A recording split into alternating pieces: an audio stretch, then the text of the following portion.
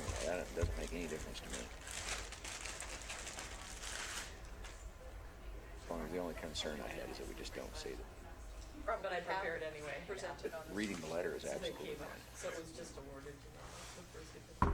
I know, well, yeah, it's the end of the stage, yeah. I'm really less worried about that. I am too. So I'll probably read this, but I was thinking I'd read the Just, I literally, It's just literally so- got the award, 2 weeks ago. I was just like, no, I Yeah, was however you want to do literally it, up that was just the two trying. things that I want to make sure we knew that.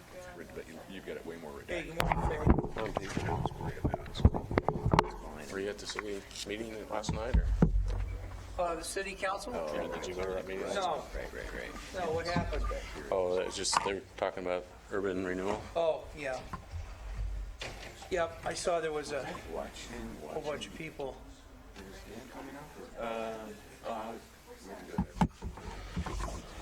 Well, John was.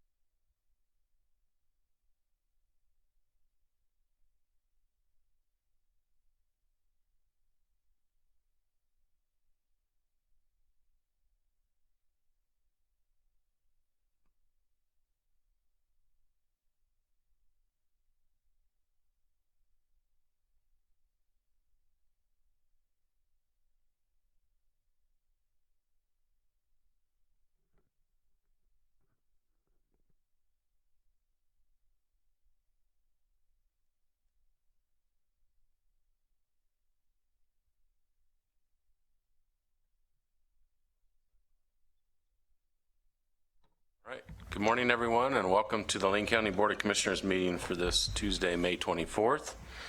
We'll start off the discussion with are there any adjustments to the agenda? Okay. Seeing none, we'll move to public comment. And we have one individual signed up this morning so far. So, Mr. Reed, would you like to come to the podium, state your name and area residence, and I'll give you 3 minutes. Good morning. Good morning, Commissioners, Mr. Chairman. My name is Tom Reed. I live at 34694 Mackenzie View Drive in unincorporated Lane County. At that address, my wife and I have operated a bed and breakfast since 2009. In addition to hundreds of dollars annually in licensing and water testing, we pay thousands of dollars annually in transient occupancy tax, room tax, as required by law, by your ordinance, and we pay to the city of Eugene, which collects the tax on behalf of the county and cities in the county, with staff reimbursed on a prorated basis. The problem is that there are probably upwards of 300 Airbnb properties and maybe 200 vacation rental by owner, VRBO, or similar properties, which according to Eugene City staff don't pay the tax. Come July, my guess will having to be paid close to 10%, and these properties don't.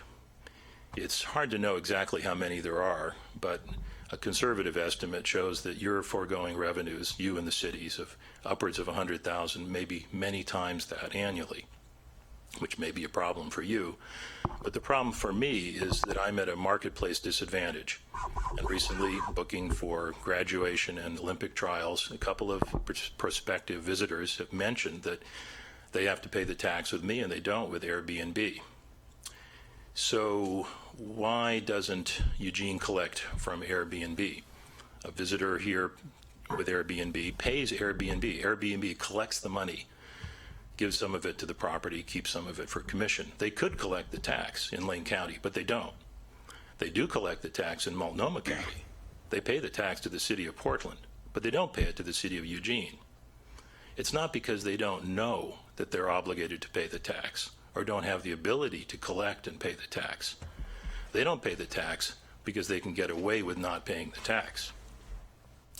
In May of 2014, I wrote and spoke with Commissioner Stewart about the issue. In June of 2014, Eugene Weekly had an article which said Airbnb flies under the radar, which outlined the foregone revenues. And what's happened in the intervening 2 years? Nothing. The city of Eugene still does not collect the tax. I spoke yesterday with the supervisor of the finance department, Doug Lauterbach, and he said that they are reaching out to Airbnb. I thought that was kind of a nice new age term. I should think enforcement, compliance enforcement with city and county ordinance might be more appropriate. And so I think that it would be appropriate for you to direct county council to tell the city of Eugene to do its job. Perhaps give them 30 days to bring these non-compliant properties into line. Otherwise, you're sending the message that the tax really doesn't serve a useful purpose and that people like myself and other people who provide accommodations, mom and pop, don't really need to pay the tax. So if you need the tax and you want me to comply with the county ordinance, you should make sure that the city of Eugene is doing a good job of collecting it from the literally hundreds of properties. Airbnb is now a big business, multi-billion dollars. It's turned into a very important form of accommodation. And it's not just trivial. A lot of these properties are being operated year-round solely for the purpose of these rentals. So I think this is something which would be appropriate for the commissioner's consideration. Thank you. Thank you. All right, is there anyone else that would like to give public comment this morning? Okay. Seeing none, we'll move to item number 3, which is Commissioner's response to public comments. I guess I'd like to start off with Mr. Reed's comments. I have been working with legal counsel, so Mr. Reed, I appreciate you coming here today to bring this back. It might be good if we have an update from legal counsel as to the work. We also had a presentation, and correct me if I'm wrong, colleagues, but we had Travel Lane County here most recently, and they were talking about how their revenues were up and they were actually starting to receive money from these facilities. So I need, in my mind, to understand exactly what's going on. Our staff's working on it. We're hearing reports, so they're conflicting with yours, Mr. Reed, and we'll try to get that figured out. And we are not looking lightly to this. I know that it's important that, as you stated, the fairness issue puts you in a disadvantage, and it also is revenue that we need to make sure we collect so we can provide the services. As in a budget that we just passed, those TNT dollars are critical to some of our parks and some of the other operations that we do. So we want to make sure we're collecting the fair and appropriate amount. So thank you for your time today, and we'll follow up. Mr. Sorensen. Yeah, thank you very much. Thanks, sir, for coming in today, because it actually, in my view, is worse than what you described, because what you described is that the government is not collecting the funds from certain taxpayers and collecting the funds from other taxpayers. Well, it's actually worse, because we've gone after non-compliant mom and pop and other facilities for not paying the tax. So we've used our enforcement powers to go after those folks that don't pay the tax, who operate brick and mortar facilities. Okay, so I think it's a great suggestion to try to figure out a way to capture this other revenue, because we've put a fair amount of money and energy into getting these big events to come to our community, and we've used tourism tax revenues to do that. But the beneficiaries, you know, and by the way, I represent South Eugene, and believe me, this is a big business in South Eugene. People can rent their homes out under Airbnb, and it actually is you know, good for the visitor and good for the homeowner. So it works out well, but if they're not observing the rules, and in this case the tax rules, it goes to the disadvantage of other businesses. And I think a part of the enforcement should be some kind of hotline, not that you would have to give your name and say, oh, well, my neighbor is doing this and is not reporting. But I do think that the idea that, you know, people should be informed about this if they're not informed. Now, there may be people that aren't informed, and that's a legitimate reason for them, at least on the initial instance, to not pay the tax and not register to pay the tax. But if it becomes a business where they're doing it over and over and over, then they know. They should know. So thanks for coming in. I wasn't aware that you had made this inquiry before, and thanks so much for coming in today. Other comments? Commissioner Farr? Thank you. Mr. Reed, thanks for being here today. Your discussion is hot and heavy around Travel Lane County, for one, and there are two issues there. One is membership in Travel Lane County, and the second is the assessment of transient room tax. Both are being worked on. You bring up an issue that is ready to move on, that we should be ready to move on. So thanks for bringing that up. I stay at Airbnb when I go to Tucson, for instance, and I know there are some municipalities, some counties that do collect the local taxes. That does happen down there, so it's something that can be done. And we talk about level playing fields for people who are trying to do business in Lane County, and you are playing. Last week I described playing soccer when I was growing up in England in hilly Sheffield, where the one goalpost is higher than the other, and you're on the downhill side of the field right now. And that's not a pleasant place to be, and it's not an appropriate place to be. So thank you very much for being here today. Other comments? Okay, thank you. Next is item 4, emergency business. Do we have any emergency business this morning? Okay, nothing. Item 5 is employee recognition. So I'd like to turn this over to Mr. Rickoff. He is our acting administrator, as Mr. Mokaheisky is trying to take some family time this week. So, Mr. Rickoff. Chair Stewart, members of the commission, I'd like to ask that Krista Noble and Tom Coles, or Mike Coles, excuse me, listen to me, come up right now for recognition. And Assessor, if there's other folks that you'd like to bring up, just the two? All right. So I'm going to start with my notes and then ask if Mike can jump in there. Krista is the executive assistant to the county assessor.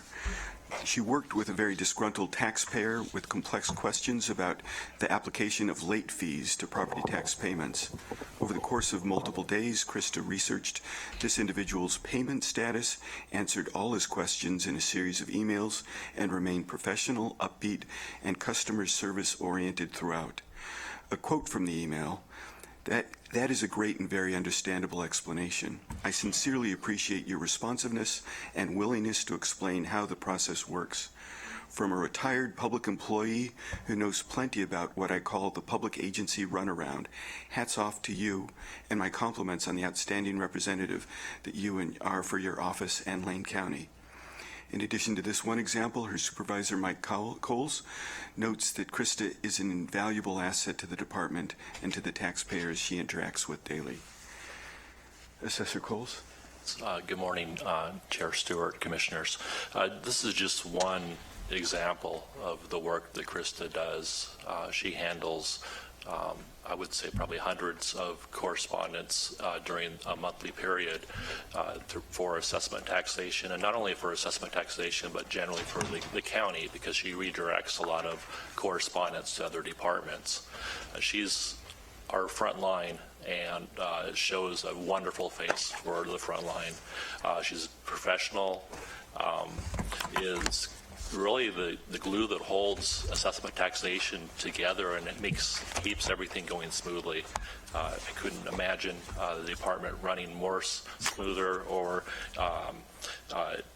moving the path that we've been moving the last 3 years without the help of Krista and, of course, the management team. But Krista does a great job facilitating and working with the team and taxpayers.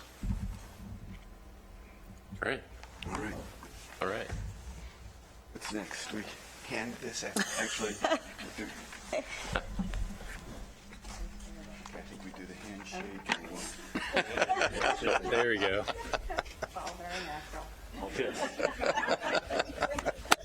Thank you.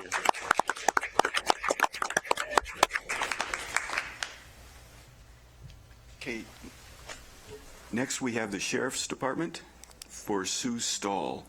And I'm hoping that Jonna Hill can join us, Sheriff Trapp, I know Dan Buchwald.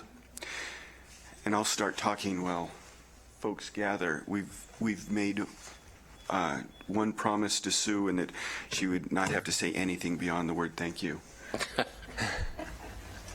Come on up.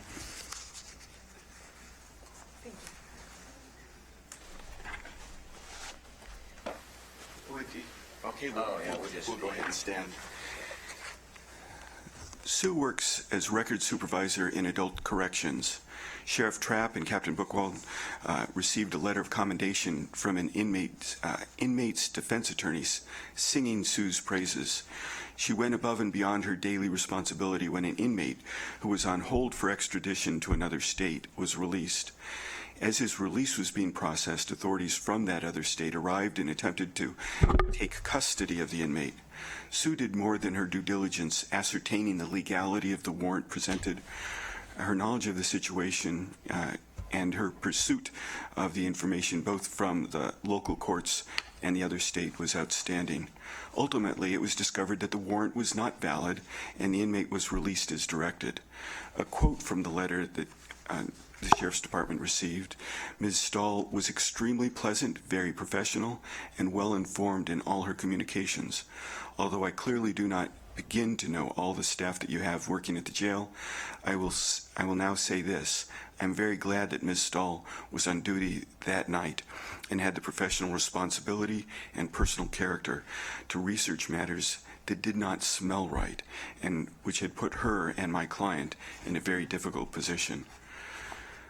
I do want to read one more sentence from the letter itself. Ms. Stahl recently assisted me and my client on a rather unique and difficult matter, and she did a wonderful job. She even went so far as to engage in some independent inquiry that she was not required to do to make sure that Lane County Jail was doing the right thing. So, Sue, thank you very much. Sheriff Johnny, do you want a chance to say anything? Dan? Well, she's taking the photo up. I'll just simply say my thank you to Sue as well, and I think this is an ongoing example of Sheriff's Office staff doing the right thing because it's the right thing to do, and it's, to me, even more recognizable because it's our first-line supervisors that are the direct lead by example to our staff. So thank you, Sue. All right, thank you.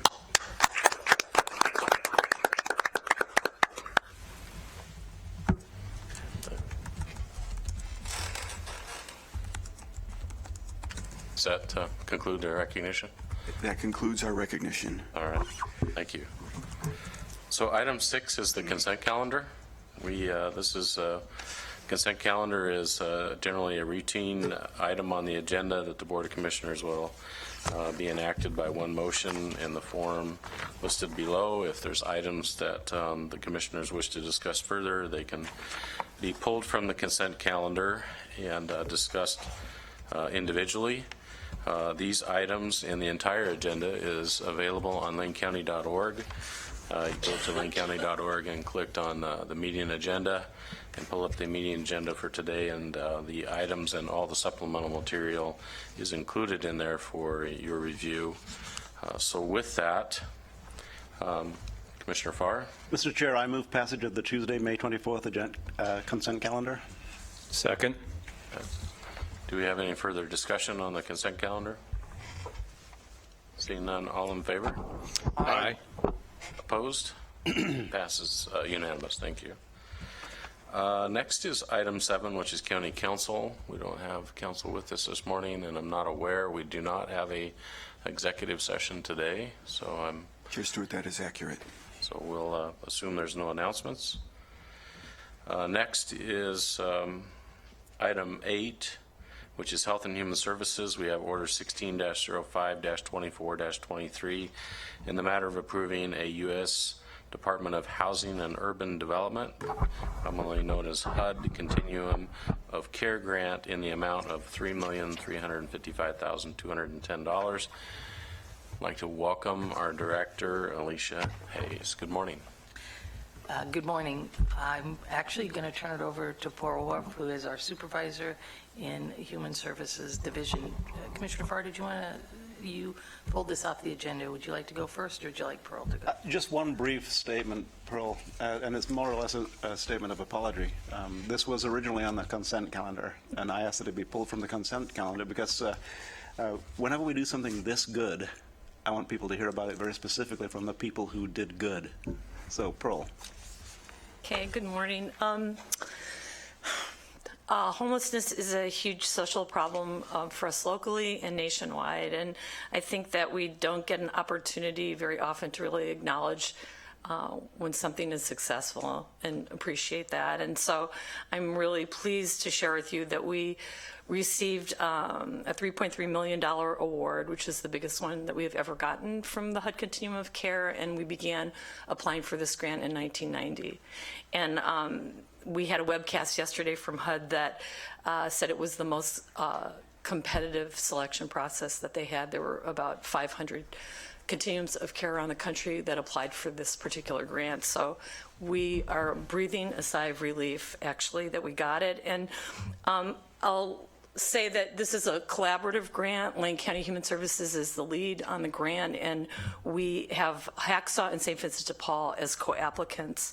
And last year, through this grant, we were able to house 730 homeless people and provide support services to them. And this year, we not only got our 13 renewal projects, but we also got a new grant called Madrone Permanent Housing Grant, which is a collaboration between Hacksaw and St. Vincent de Paul. And so we'll be serving an additional 33 households in the coming year with these funds.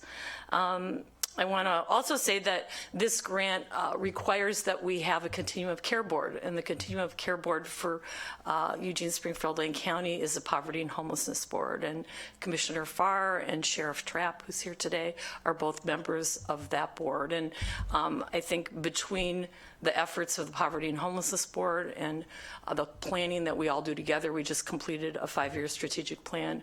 We, through these funds, are able to meet some of the goals of the plan that we have developed. So I'm thrilled that we were able to bring these funds into the community and make a difference in the lives of a lot of homeless folks locally.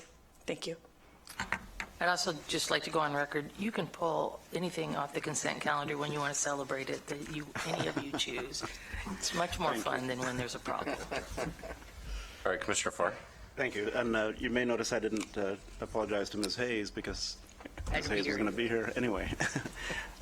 You know, what Pearl doesn't mention, and she never will mention, is the amount of work that she puts into this. She personally sends out the information to the nonprofits, to the St. Vincent de Paul and other nonprofits, gathers the information together, compiles it in such a meticulous fashion. And I want to state again that this was the most competitive grant process ever, according to HUD. For the Continuum of Care grant. We've been involved with it since 1990, as Pearl said, and we got 100% approval of the continuation of the grant.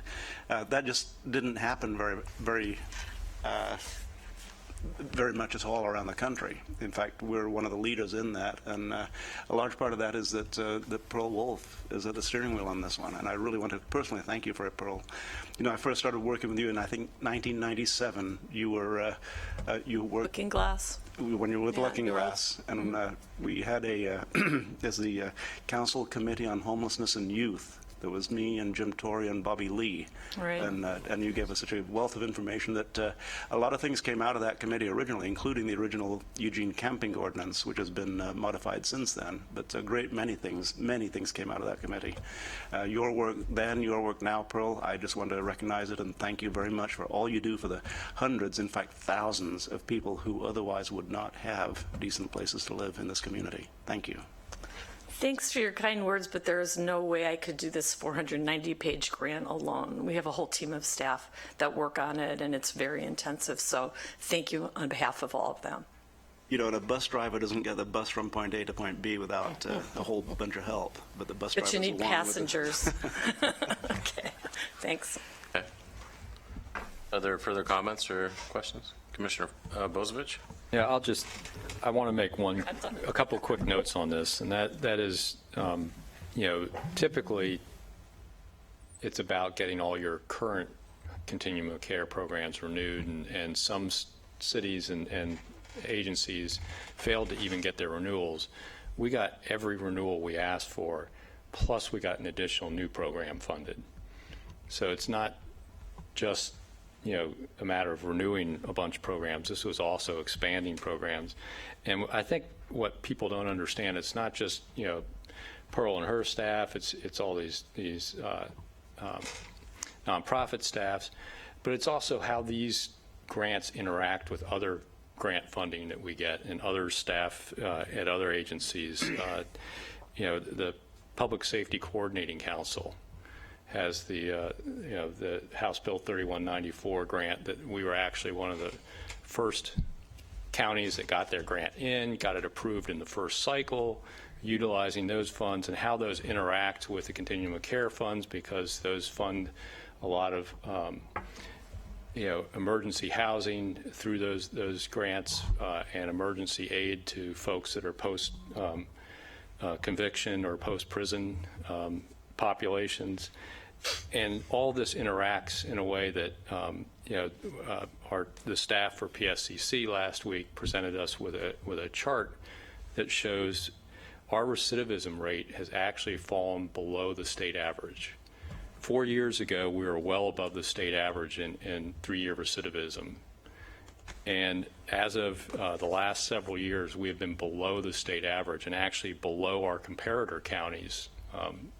And that's a pretty amazing thing. I think part of that is all this work between homelessness, treatment and addiction, how it all folds together between the Poverty and Homelessness Board, the Public Safety Coordinating Council, Human Services Commission, the Mental Health Advisory Board, all those different boards, all those different agencies, all these myriad of grants that we have to put together to keep our system running.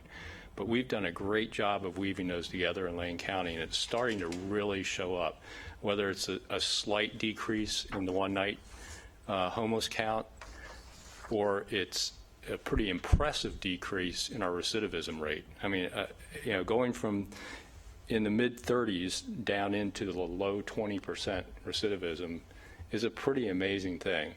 Think about that, you know, 15% improvement in our recidivism rate over the last 4 years.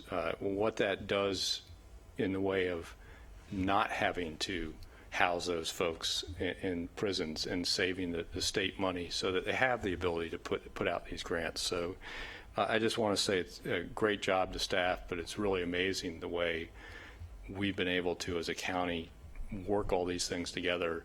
And even with that huge decrease in federal funding from the forest, we've managed to patch together a bunch of grants, offer some really unique services, and really make some improvements in situations that you wouldn't expect from a county that's suffering from the revenue issues we suffer from. So thank you to staff.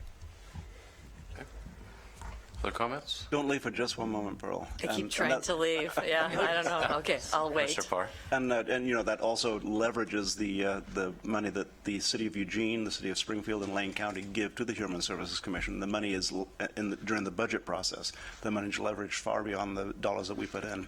Mr. Chair, I'd like to move passage of order number 16-05-24-03 in the matter of approving a U.S. Department of Housing and Urban Development Continuum of Care grant in the amount of $3,355,210. Second. Further discussion? Seeing none, all in favor? Aye. Opposed? That's unanimous. Thank you, Pearl. Thanks. Next is Order 16-05-24-04 in the matter of approving submission of comments and input to the Oregon Health Authority for consideration in conjunction with the Oregon Draft Healthcare Delivery Waiver to be submitted to the Centers for Medicare and Medicaid Services. Once again, we have Alicia Hayes, our director. Great. And Karen Gaffney, our Assistant Director, is here with a short presentation and then time for discussion and hopefully approval. Good morning, Chair Stewart and Commissioners. I will try and keep the presentation itself brief, and then I know in your packet there's a draft letter that we're happy to edit as you see fit, and then hopefully, if you approve, submit those comments by the due date on June 1st. A couple disclaimers. One is, of course, I did not write the waiver proposal, so I may not know the answers to all the questions you have about what their intention is behind it. But I'm happy to share with you what I read and what I observed as we go through that process. And the application itself is actually a fairly long document with all the attachments. So today in the presentation, we're just going to focus on a couple key areas that staff felt might be of most interest to the commissioners moving forward.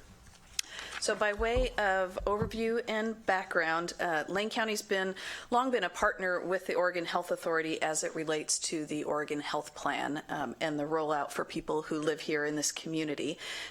This waiver back in 1994 launched the Oregon Health Plan. So that's kind of historically where we are. It's a 5-year waiver application. Our current waiver that created the CCOs expires in 2017, and so this application is for a 5-year renewal of the Medicaid 1115 waiver. And certainly our work with development and rollout of the CCOs in our community has been very significant. So in terms of Medicaid impacts for the county as well as the community, of course it is huge in our behavioral health system, our public health system, our community health centers, and then our policy work with Trillium as our CCO in terms of overall system design. There are a number of goals in the waiver application itself that the Health Authority identified. The basic elements of Oregon healthcare transformation are proposed to remain the same, with the coordinated care organizations being that main engine of transformation for healthcare delivery in Oregon, and also to continue strong financial incentives for quality in healthcare delivery. So those pieces remain pretty much the same. The key goals that were cited by the Health Authority in seeking the current waiver include better integrating physical health, behavioral health, and oral health care through performance incentives that really reward health outcomes. So continued shift for those financial incentives.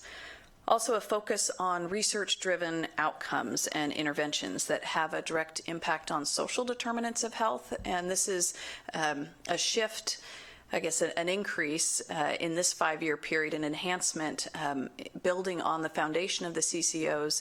This next waiver application tends much more to social determinants of health, and we'll talk about that in the next slide too. But really, it plays to the conversation you just had with Pearl about housing and all of those other conditions in our community that contribute to health, actually much more than what happens in a physician's office. So those social determinants of health and health equity across all low-income, vulnerable Oregonians with a real goal of improving population health. The next goal was to hold down the rate of cost growth by adopting value-based payments and other strategies to keep costs at or below a 3.4 percentage point annual growth. Again, you might remember in the current waiver that's ending, there was an agreement with the federal government and Oregon to start to bend that cost curve. So to slow the increase, basically to hold our cost increase below what the national healthcare cost increases were, and that continues in this waiver. The intention is to expand the coordinated care model by creating an opt-out mechanism to more seamlessly include those people who are Medicare eligible. In the current CCO, if you're on Medicare and Medicaid both, you have to opt in to be in a CCO. In this waiver, that would switch to an opt-out for people on Medicare who choose not to be in a CCO. And then finally, to support improved access to specialty care and healthcare control for tribal nations and their people. So that's at a high level what the health authority's goals are. So the focus of the comments in the draft letter before you really circle around these 5 elements that are on the slide. So I want to go through those pretty quickly, and then I'm interested in discussion or observations that you might have in terms of the letter. The new application, as I said, really attends a lot to social determinants of health, and so it has a specific proposal to pilot what they're calling coordinated health partnerships, and those are specifically to fund homelessness prevention, care coordination, supported housing services for targeted at-risk adults and families. So this is a shift to take that Medicaid money and match it and use it for housing supports. My understanding is that CMS has been really clear we're not going to be able to use Medicaid money for bricks and mortar, so we won't be building houses with Medicaid money, but in terms of using it to smooth those transitions and prevent homelessness, we know that's a way to improve people's health, and so the waiver proposal is to allow us to do that.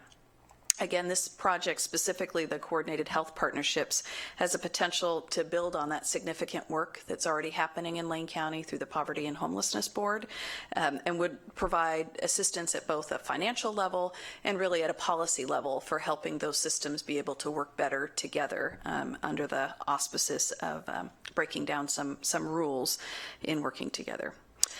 Also, if approved, it would allow for 30 days of Medicaid eligibility for people who are currently in jail. And if you talk to our public safety partners, they would tell you that that's been a barrier, that people lose their Medicaid, their Oregon Health Plan, when they go into the jail. And so trying to get them back on Medicaid when they come out can create gaps in care. So the waiver would allow for people in jail to retain 30 days of eligibility, and statewide lengths of stay are about 2 weeks. So the hope is that it will really help people transition better into the community. And then also a similar proposal for people coming out of the state hospital. So for the last 30 days of their stay in the state hospital, they would be enrolled in their coordinated care organization, so that care management and transitions work can start before they're in the community. The other bullets that are on the slide, the application strengthens nurse home visiting by leaving intact the current financial model. In our current waiver, there was a proposal to move it into managed care. This application now actually preserves it outside of the managed care model, which allows us to continue our billing partnership. The comments also encourage in the application being more clear to really focus on population health services. And if you have questions, we can talk a little bit more about this. There's a concept of health-related services which are billable. And as you know, in our community, we've worked a lot with Trillium to have them fund prevention services that are really not traditional health-related expenses. So this application makes that much easier to do. And in the draft letter that's prepared, there's an encouragement to the state to be very clear that those really should be population health strategies and not just quality of care strategies. And finally, the strategies for increasing the healthcare workforce. I know that's been a topic of great interest to our board as we've been trying to staff our behavioral health and primary care clinics. So this application does propose to continue a focus on those strategies, including loan repayment and other work to grow our own in terms of our healthcare workforce. Finally, the last thing I would point out is a sentence in one section of the application that doesn't have a lot of context around it, and it says the state proposes exploring with CMS the mechanism for using county intergovernmental transfers. So that certainly stood out to staff as we read it, and we would propose one of the comments to the state be a reminder that as those conversations start to move forward, counties really need to be at the table and engaged in what that would look like. So that is my overview, and I'm happy to answer questions. Okay, thank you, Ms. Gabney. Commissioner Farr? Thank you. This is substantial, and you're asking basically for us to approve submission of comments, which will be signed by Commissioner Stewart later on today, should we approve it. You know, you went pretty fast through that, Karen. You know, I've got to say something. You must sleep pretty well at night, knowing how many great things you do for people that are under your care, you know, on a regular basis. Everything on this is attuned to making certain that people get better care, but also attuned to making sure that we better use the dollars that we're entrusted with. And virtually every bullet point that you went through is exactly that. People get better care, we spend the money more wisely. People get better care, we spend the money more wisely. And consequently, we get more money and spend it more wisely yet, and people get more care yet. So it's another kind of continuum that we keep building on as a health board, as a county, as a health department. It's remarkable the things that we are doing, and I could go on for a long time talking about the accomplishments. It's just great to see you both here at the table this morning, because every time I visit you over at your building, I leave there feeling a lot better than when I stepped in. Once again, I won't go into the details of the letter that we're asking Commissioner Stewart, Chair Stewart, to sign later on today, but every single sentence in here, every single bullet point gets people better care, uses our money more wisely. Thank you very much. Thank you.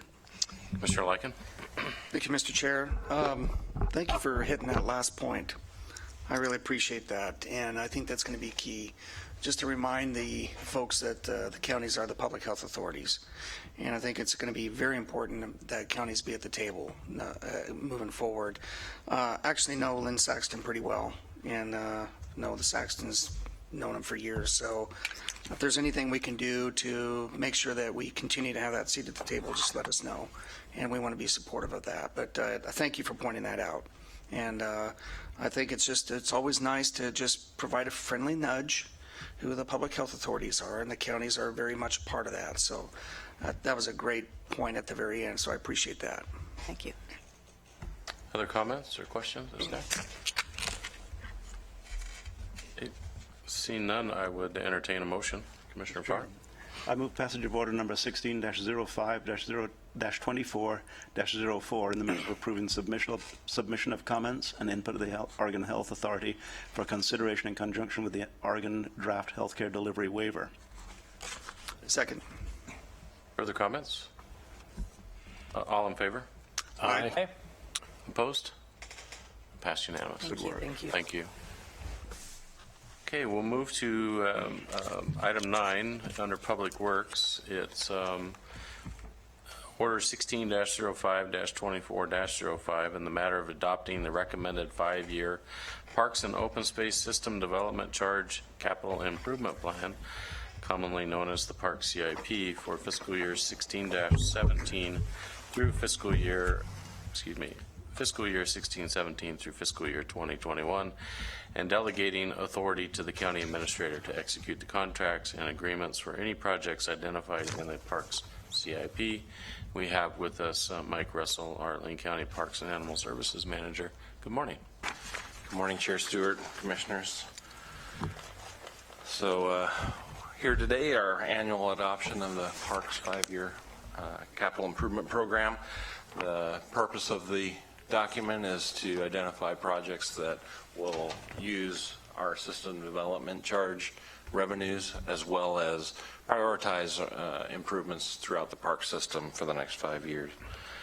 Lane Code 4.670 provides the stipulations for adoption of this annual CIP, and so we followed that, as well as the Administrative Procedures Manual, Chapter 1, Section 2B. So those outline this process that we've followed.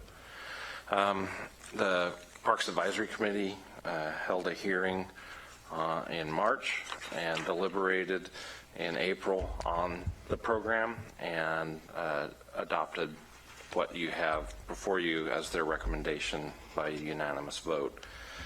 For the plan under consideration that's attached to your cover memo and the board order, there have been no new projects proposed. In light of our effort to finish the Parks Master Plan update, staff feels it's better to let any new projects rise out of that process, so we aren't proposing any new projects at this point. The projects in the first year of the document typically have either we're applying for grants or have received grants and are active. So those three projects I just wanted to highlight really quickly for the fiscal year 16-17. Perkins Peninsula Park play structure, actually going at the beginning of June to the state parks or county opportunity grant program to ask for funding to help us with that. This Mike? project, yeah. Can I ask you to grab that mic with the Yeah. cord on it, please? It sounds like voice changes in the mic. No problem. Okay. Is that working? Test, yeah, I think so.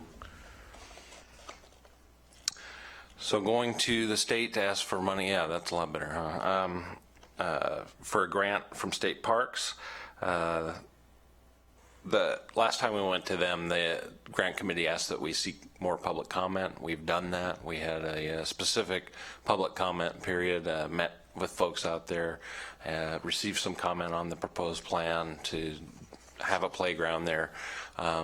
City of Veneta is in support of a playground there. It's a beautiful park, as you know, right on the Fern Ridge Reservoir, and we have a lot of families that go out there from the City of Veneta, as well as City of Eugene and surrounding areas, and we just think this is an ideal spot for a playground out there, and been working with other agencies, other organizations to bring Little League baseball out there, and so having just kind of developing a family area out there. Hendricks Bridge Park boat ramp and parking lot improvements. We've replaced the restroom a couple years ago. Now this is the boat ramp and parking lot. We're working with the Oregon State Marine Board, who is helping us fund that and moving forward with that project. We've also had a public process related to that project and met with folks up the Mackenzie River and the Mackenzie River guides and fly fishers, and gotten some positive feedback about this project, so we're moving forward with that. Again, the Oregon State Marine Board, a valuable partner in this project.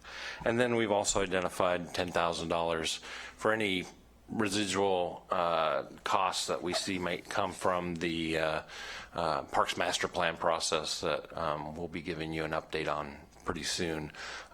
We've selected a consultant, and we'll be discussing further process to form a task force and further public process with the master plan. So we identified $10,000 of the SDCs to help fund whatever might be incidental to that process. Those are the three projects identified in 16-17 that I wanted to highlight, and we're asking for your adoption of the program. That's my presentation. I would add that to the agenda team and discuss this a little bit. Mr. Russell was out ill when we had the discussion, and we had thought that it made sense to combine this with the master plan process conversation, but due to the fact that this needs to be included in the budget and adopted and in the budget approval by July 1st, we couldn't hold it back. So I appreciate you letting us know that and making sure we get the work done. So with that, I would look for questions or comments from the board. Commissioner Bozovich? Thanks. So the total 5-year CIP is about $3.5 million, roughly. What's the current deferred maintenance backlog in our parks system? Approximately 17 million. Just want to make sure people understand that this is not going to deal with our deferred maintenance backlog, and that we're still grossly underfunded in our park system as far as keeping the assets that are Lane County parks in good condition and ready for our citizens to use them. And there's no new parks in this. There's not a lot of new expansion. So this is really about just dealing with some specific projects that were already really on the books. Look forward to the parks master plan and seeing how that works out. But I just wanted to kind of bring that to, this is a 5-year CIP. So over the next 5 years, we're going to spend $3.5 million, but we've got $17 million in deferred maintenance projects just sitting on the books. Yeah. So at the end of 5 years, it'll probably be bigger than $17 million because we'll probably build up more deferred maintenance while we're only spending this $3.5 billion. Okay. Other comments? Commissioner Farr? Thank you, Mr. Chair. I'm going to make a motion in a second, but I use the parks pretty regularly. And 2 weekends ago, Debbie and I, we kayak out at Fern Ridge. We put in at Coyote Creek and then paddled across to Perkins, and it was just jammed. I mean, it was a nice sunny Sunday, and the swimming area was jammed. But as you go around the point of Perkins Peninsula, there used to be a nice pathway around there with a couple of stairways that go down. But talking about the deferred maintenance, you notice that a great deal of erosion on what used to be a pretty nice path around there. You can still use it, but it's not the promenade that it used to be. Right. You say the same thing at Orchard Point. There used to be a promenade around the inner lagoon, and much of the deferred maintenance that we're talking about right now probably is going to get worse because that erosion continues as the summer and the winters progress. But you're doing a lot with the little bit that you have here, and leveraging state money in order to get the play structure at Perkins. And I'd venture to guess that a lot of the people who use Perkins are from Veneta, because there's access directly across the street across Route F from Perkins Peninsula that goes almost directly into Veneta via the back way. So it's a regional park. And you combine that with all the other parks that we have in the county. A lot of people don't realize what's a county park, what's a state park, what may be a city park in Veneta or a city park in Dune City, wherever it may be. But doing a good job of coordinating efforts, doing a great job of making the parks more accessible with as little money as you get. This year we're spending $450,000 on capital improvement. With a $17 million backlog of maintenance. So doing a lot with what you have, Mike. Thank you very much. Thank you. Okay. Other comments? Okay. Seeing none, I would entertain a motion to approve. Chair, Commissioner Farr? I move passage of order 160524-05 in the matter of adopting the recommended 5-year parks and open space system development charge, capital improvement plan, etc. Second. Do we have further discussion? Seeing none, all in favor? Aye. Aye. Opposed? Passed unanimous. Thank you. Thanks, Mike. Thank you. All right, so we'll move into item 10, which is county administration. The first item is announcements. Mr. Rickoff. Chair Stewart, members of the commission, as you noted earlier, County Administrator Mokharhaisky is away on a much-deserved rest with family. He'll be back with us next week. Was that me? No, that was almost all right.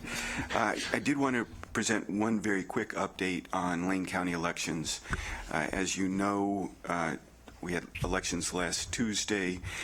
County-wide, about 1/3 of the ballots arrive the day of, so we probably need to get after that procrastination. At some point, it does mean for a very busy day. I had the opportunity to join staff till about 12:30, maybe 1 o'clock that Wednesday morning, and was truly impressed with the quality of the work that was going on, the precision and the attention to detail, and just the ethical integrity of the process. is simply outstanding. The quick report is 5 teams have been processing ballots requiring further duplicating or enhancing review. They were doing that 2 days last week and 2 days this week. 5 teams are hand tallying the precinct committee persons' ballots, including write-ins. That's 2 days last week, 2 days this week. Staff are processing ballots where the elector was issued multiple ballots due to party change, counting the correct ballot according to state requirements. We're processing ballots that were received at different Oregon counties. We receive hundreds, if not thousands, of ballots from other parts of the state, and those, of course, are delayed in getting in. The final staff review of unaccepted ballots prior to the list being made public is tomorrow. And then we're preparing for write-in boards to begin Wednesday to tally names of 11 no candidates filed positions, 1 Republican and 10 independent offices. Just so you have a sense of Election Day stats, the office itself received 520 phone calls, issued 275 replacement ballots, and 20 challenged ballots. They assisted 167 customers who updated their registration on that day and had over 700 customers come in to vote or deposit their ballot in the office on Election Day. All in all, a pretty outstanding job by a very few individuals. And that is it for my report. Okay. All right. Commissioner Sorensen, sorry. Thank you very much. Were there any close elections this time? I know we've had some where, the election process was more heavily scrutinized because it was a close election. I'm just curious, this time, did we have any close elections that you're aware of? No. At this point, no. Of course, the write-ins might make that interesting, but again, then we're just talking about handfuls of ballots. But there was nothing that would even approach the idea of needing a recount or further scrutiny. Okay. I had heard that there was interest in the presidential election, not so much for the accuracy of not so much for who won or lost, but rather for purposes of assigning delegates to different candidates, that the write-ins and the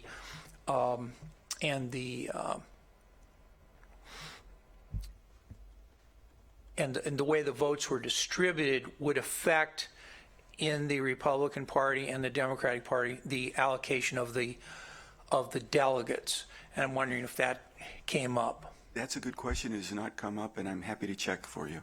Yeah. Well, it's just a question that's been asked of me is, well, what was the effect of the election on the delegate selection process? I answered, that's up to the political parties. Our job is to count the votes. Yeah. Let me dig a little and get back to you. Thank you. Other questions or comments? All right. Thank you, Mr. Rakoff. We have about 5 minutes before 10 o'clock. We do have a 5-minute item. If I'd like to take it up, Sarah, or you want to wait? Okay. I'd like to move to item C, actually. It's action approval of a letter to the City of Eugene regarding support for the Downtown Urban Renewal Plan Amendment. I'd like to welcome Sarah Means, our Community and Economic Development Director. Good morning. Good morning. I also have Tim Bro here with me. I recognize him from last week, and we've got another agenda item. So at your request last week, staff has drafted a letter of support for the Urban Renewal Plan Amendment that the City of Eugene is now considering. And so that was provided to you in your packet. I don't have anything else to add other than if you would request any changes, we're happy to make those for you at this time. Okay. So hopefully we've all reviewed the letter. Commissioner Sorensen. I just wanted to ask some more questions about this. Obviously, this is a pretty evolving process, and I attended a meeting yesterday in which there was a discussion of the city changing the proposal and narrowing the number of projects that were being considered. And I'm wondering, Mr. Bro, maybe you could update us. Are you aware of any, in other words, the hearing was held last night, and there's depending on the level of the amount that's going to be in the new or continued district, it's going to affect the ability to carry out the projects. And so if you selected a lower amount, or the city selected a lower amount, then the ability to carry out the projects, they'd have to pare down what they were going to do. And I'm just curious, before I'm interested in saying, oh, well, go ahead at the highest level and fund all the projects, as opposed to maybe go at a lower level and fund the projects that are ready to go.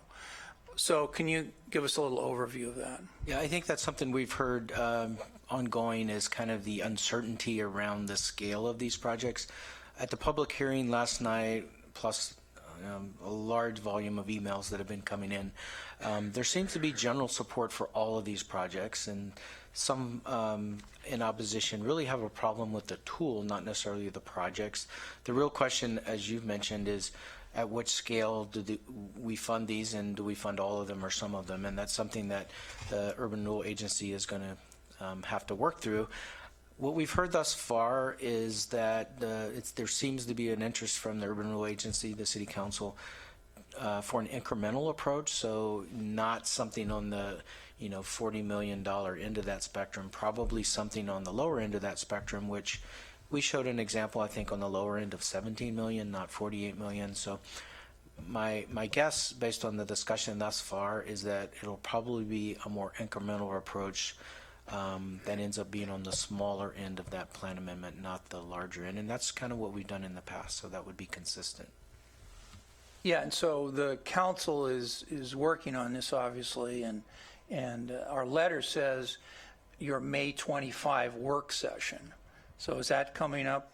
Tomorrow. That is tomorrow, and they will be reviewing the public comment, including your support or lack of support, whatever comments those are, and a lot of other input from individuals and organizations throughout the community. Now, my understanding is the last time this came up that the council said this is going to end and we're not going to do this anymore. That was left out of our materials, and I learned that later after our first meeting on this topic. Can you further educate us on this issue of the council not wanting to extend it, and now we're having it being considered when the council had previously said it wasn't going to? I was on that council. Yeah, in 2010, council, previously the community, there was actually a vote on urban renewal that didn't pass, and so following that failed urban renewal ballot measure that the council referred to the voters, council was kind of had a tough decision of whether or not they wanted to push some projects forward. We had a lot of needs downtown, pits to fill, and so forth. So when they did adopt the plan amendment, they did so with a provision that said these are the last projects we're going to do in the district, and when these projects are complete, the district is going to sunset, and that is in the plan.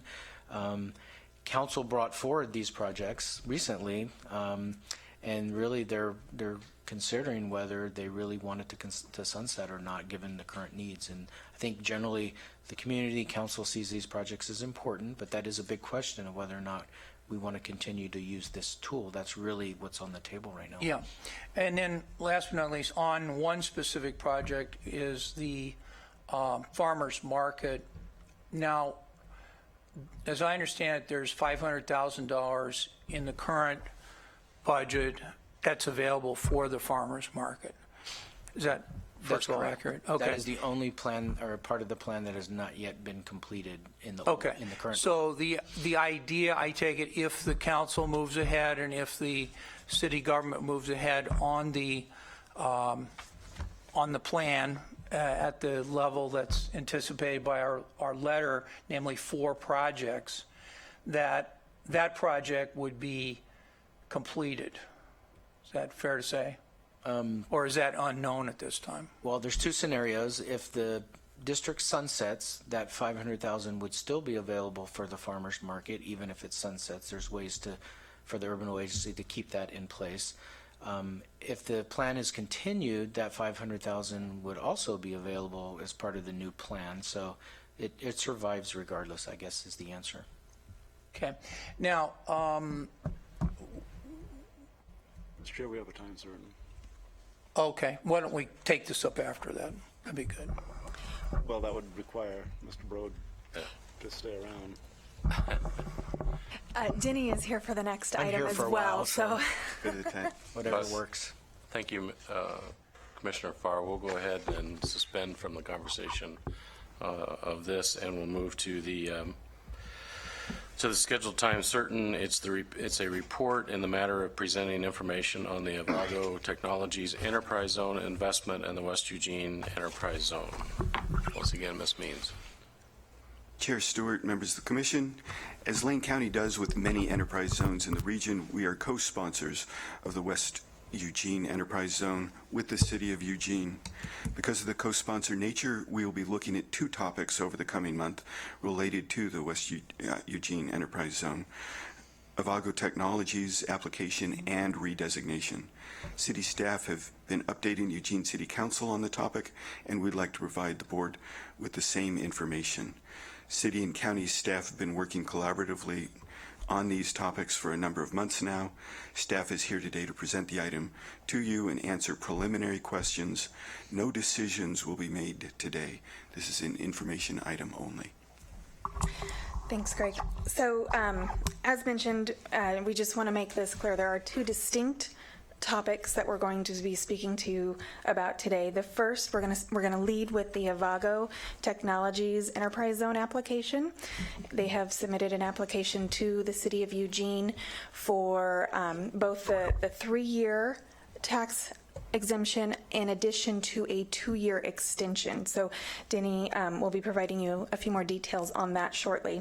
Following that, we're going to discuss the West Eugene Enterprise Zone redesignation. That designation does expire this year, and the City Council as well as the board will be asked to consider that in the next month or so.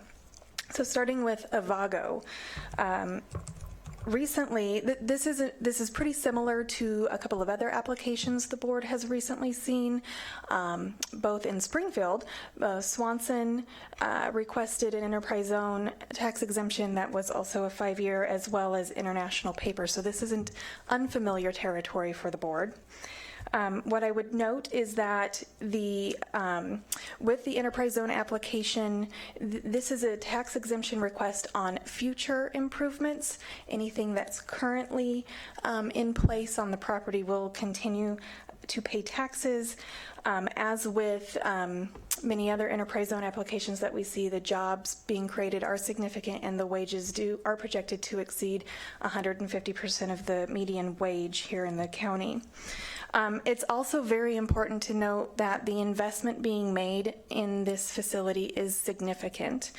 And it is an existing facility that has been vacant for a number of years, and so we're looking at redeveloping some existing properties that we'd like to see back on the tax rolls and back in operation.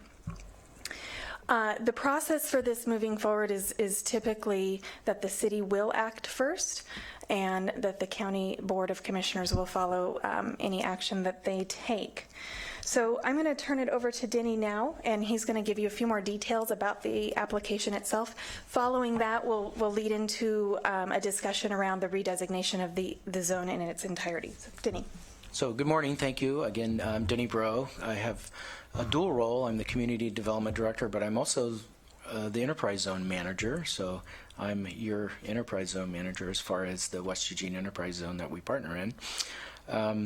It's been a long 7 years since Hynix closed. I think that's pretty obvious, and we're really excited to be here to talk about Avago Technologies and their proposed investment. Avago purchased the Hynix property in November, and I think we're really fortunate at this point.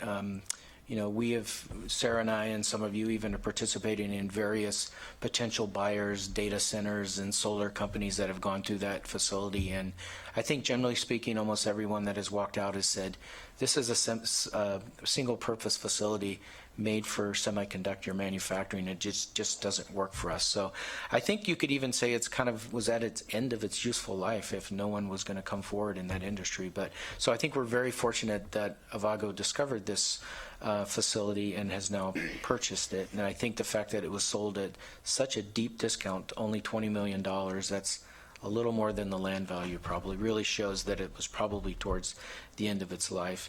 They're proposing a $400 million investment as the first phase of their project, which is large. It's really large for our community.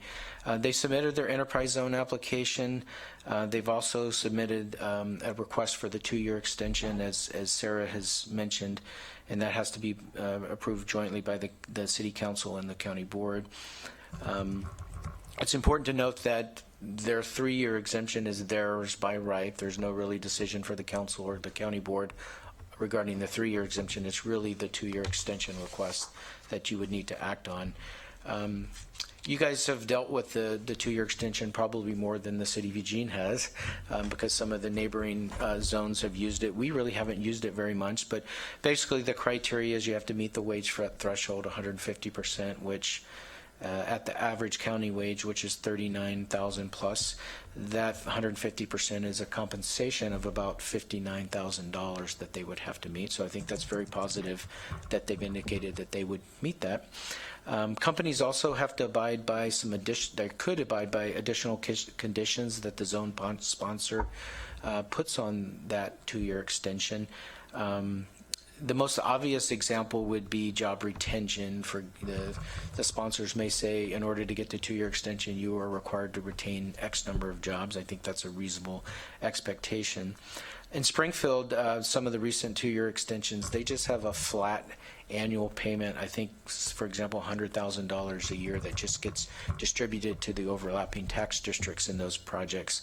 Some of the things we've talked about early on with the company and just at the City of Eugene level really is trying to find maybe some opportunities to find a community need that would also benefit Avago. For example, Lane County Workforce Partnership has a youth work experience program. There's thousands of kids between 16 and 24 that are not in school, not employed, and there's a great need to get them into internships and work experience situations. It's a severely underfunded program, so maybe there's opportunity to get some participation as an additional condition that would support that kind of need and also help the company find future workers. Other examples would be Lane Community College training.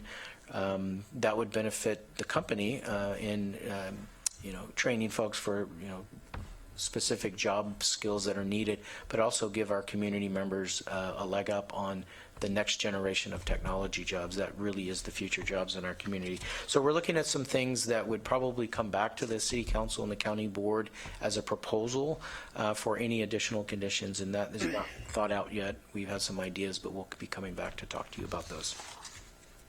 The Avago investment is $400 million. It's $100 million in building improvements, about $300 million in equipment. They're projecting 229 jobs. They spun out of Hewlett-Packard. That's kind of their history. They recently acquired Broadcom, which interestingly was a company much larger than them. The Eugene facility would be used for Avago Wireless. They manufacture wafers. These are wafers that actually are used in almost every cell phone. It's basically a semiconductor transmission device, which is different than what Hynix did. Hynix was really a memory chip, and that's more of a commodity, and I call that a race to the bottom. Who can manufacture it cheapest prevails in that industry, and this is different. This is a high-end product. They have cornered the market, so to speak, because they have the highest, greatest technology in cell phone transmission chips. So we're very encouraged about the future of that technology and what they might do here. They have a similar facility in Fort Collins that is their Avago Wireless. It's interestingly about the same size as this facility, about 1 million square feet under roof. In Fort Collins, they have 1,300 jobs. They have a $50 million a year annual payroll, and they are the largest taxpayer in Fort Collins as well. And I could best characterize where the company is today is they've purchased the facility. They started to design the renovations to the facility, but I can't say that they've gotten the green light to move forward. So where we are today, I think, is we're still trying to put our best foot forward for this company to make sure we land them here. I think if, as we look at the 2-year extension, really, I think it's important to start where we've been historically with this facility, where we are today, and where the opportunity kind of lies in the future. We're all familiar with Hynix. They made a $2 billion investment over time, series of investments. All of those received the 3-year property tax exemption, but even when they were receiving the property tax exemption, Hynix was our largest taxpayer. They were at one time larger than the nine next largest taxpayers in our community. And at its peak, they were paying about $6 million a year in property taxes into the community. There was over 1,000 jobs, $50 million a year in annual payroll. And if you put multipliers on that, the Hynix facility was probably, you could argue, generating about $100 million in annual benefit to the community. So where we are today is it's been vacant for 7 years. There's no jobs there. There's no payroll. We've basically lost that $100 million a year kind of benefit. And it's been whittled down to about $590,000 a year that's currently being paid in property taxes, even on that vacant facility, and still a large taxpayer, even vacant. So I think it's safe to say we took a big hit going from $100 million a year to $590,000 a year. Excuse me, Denny, you said the largest taxpayer still, even though the project... They are not I don't think they're quite in the they're just below the top 10 at this point, but they're still one of our large taxpayers, even as the facility sits vacant. So we look into the future.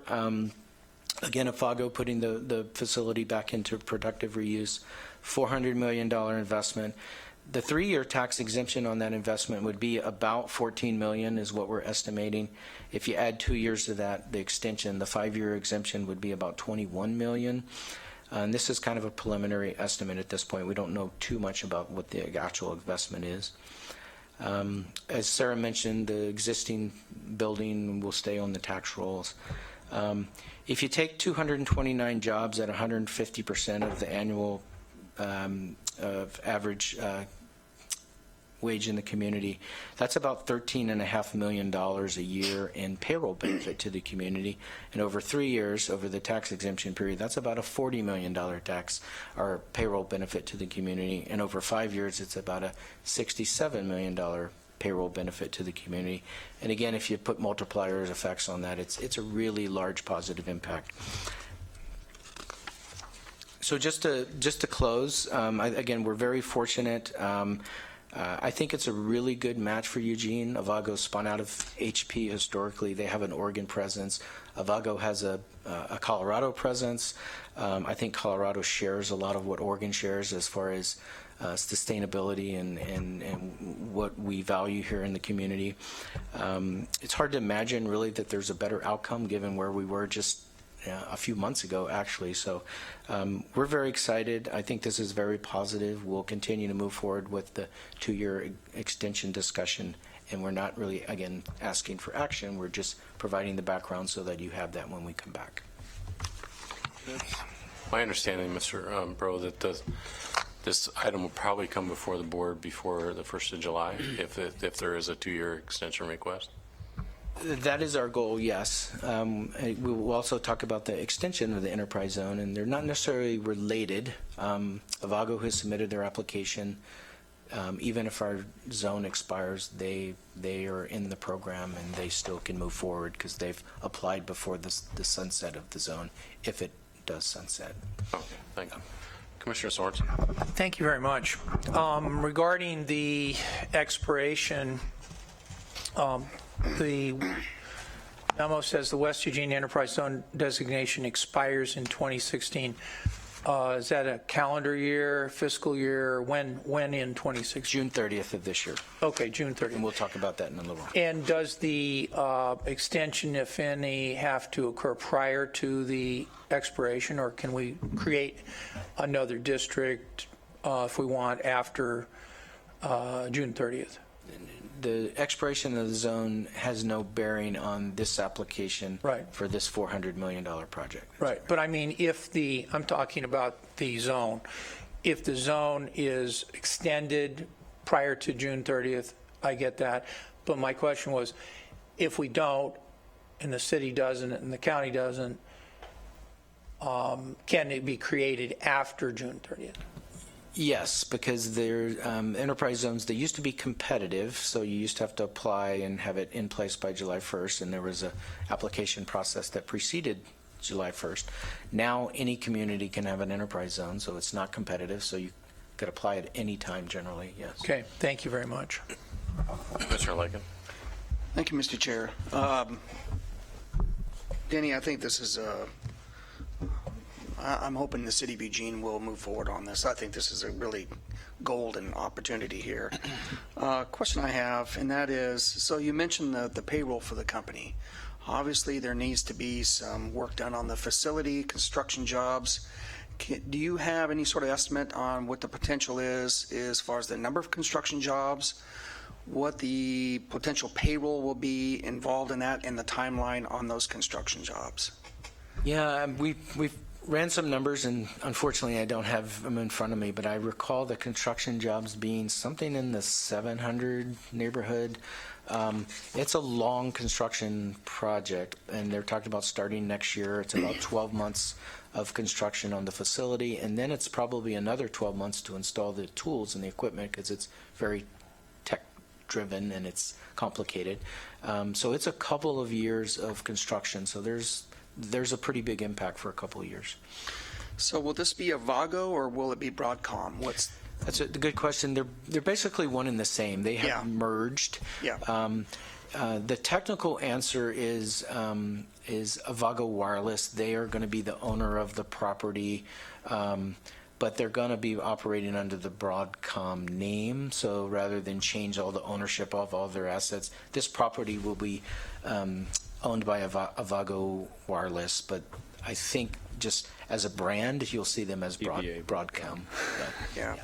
Well, and I'm glad you brought up the multiplier, especially regarding the payroll, and I think that's very important. You see the actual number, but I think when you do the multiplier involved, I mean, I've seen it as high as 3 times, but I think for you to conservatively maybe just 2 times, I think that's an extremely legitimate number. And so over that 5-year period, you double that. What was it, $67 million, I think, payroll. So over a 5-year period. Remember, these are great paying jobs. They're going to be buying appliances and cars and all sorts of things in the community. So and then I'll leave you with this. It was ironic because when this first came up, I actually received a message from a friend of mine who is in private equity. He happened to be involved in the private equity piece that spun off Avago from HP back in 1999. Now he's a global head of a well-known private equity firm now. But he sent me that message and he said, you know what, you guys got a great one. And he kind of funny said it was one of Carly's few good ones. But anyway, that's beside the point. But he did tell me that Avago, he said, do whatever you can. They're a great company and you'll be very pleased. So thank you for the information. I've been involved in these a couple times. I think 2 I've been involved in over in Springfield where we had the 2-year, and so far those 2 companies still remain very strong. So appreciate it. Thank you. Mr. Bozovich. Thank you. So as board chair last year, I was fortunate enough to participate in the early meetings with Avago and their staff as they were looking at this site and considering Eugene and Lane County. And I just have to say that if there's a better match for Eugene and Lane County and the values as far as a corporation goes, I don't see it. This is an amazing company. In Fort Collins, they have been leaders in sustainability and actually led them forming a lot of their sustainability commissions, have participated in it, funded it. They've been huge community leaders in charitable organizations. They will be heavily invested in this community and share the values of Eugene and Lane County. Just in getting to meet with their executives and representatives that were coming here to look at the site, you just could tell that they were a really good fit for Eugene and Lane County in their stewardship of the community that they're looking to do. So it's more than just the payroll we'll get from this corporation. I think we'll see a significant difference. So with that, I fully support, this moving ahead and looking at the full 5-year enterprise zone approval. When you look at what our top 10 taxpayers are in Lane County, right now the market value of the largest taxpayers only $240 million. And we're talking about somebody investing $400 million in our community. So even after 5 years, they're still going to have a huge amount of value in that plant that they're building.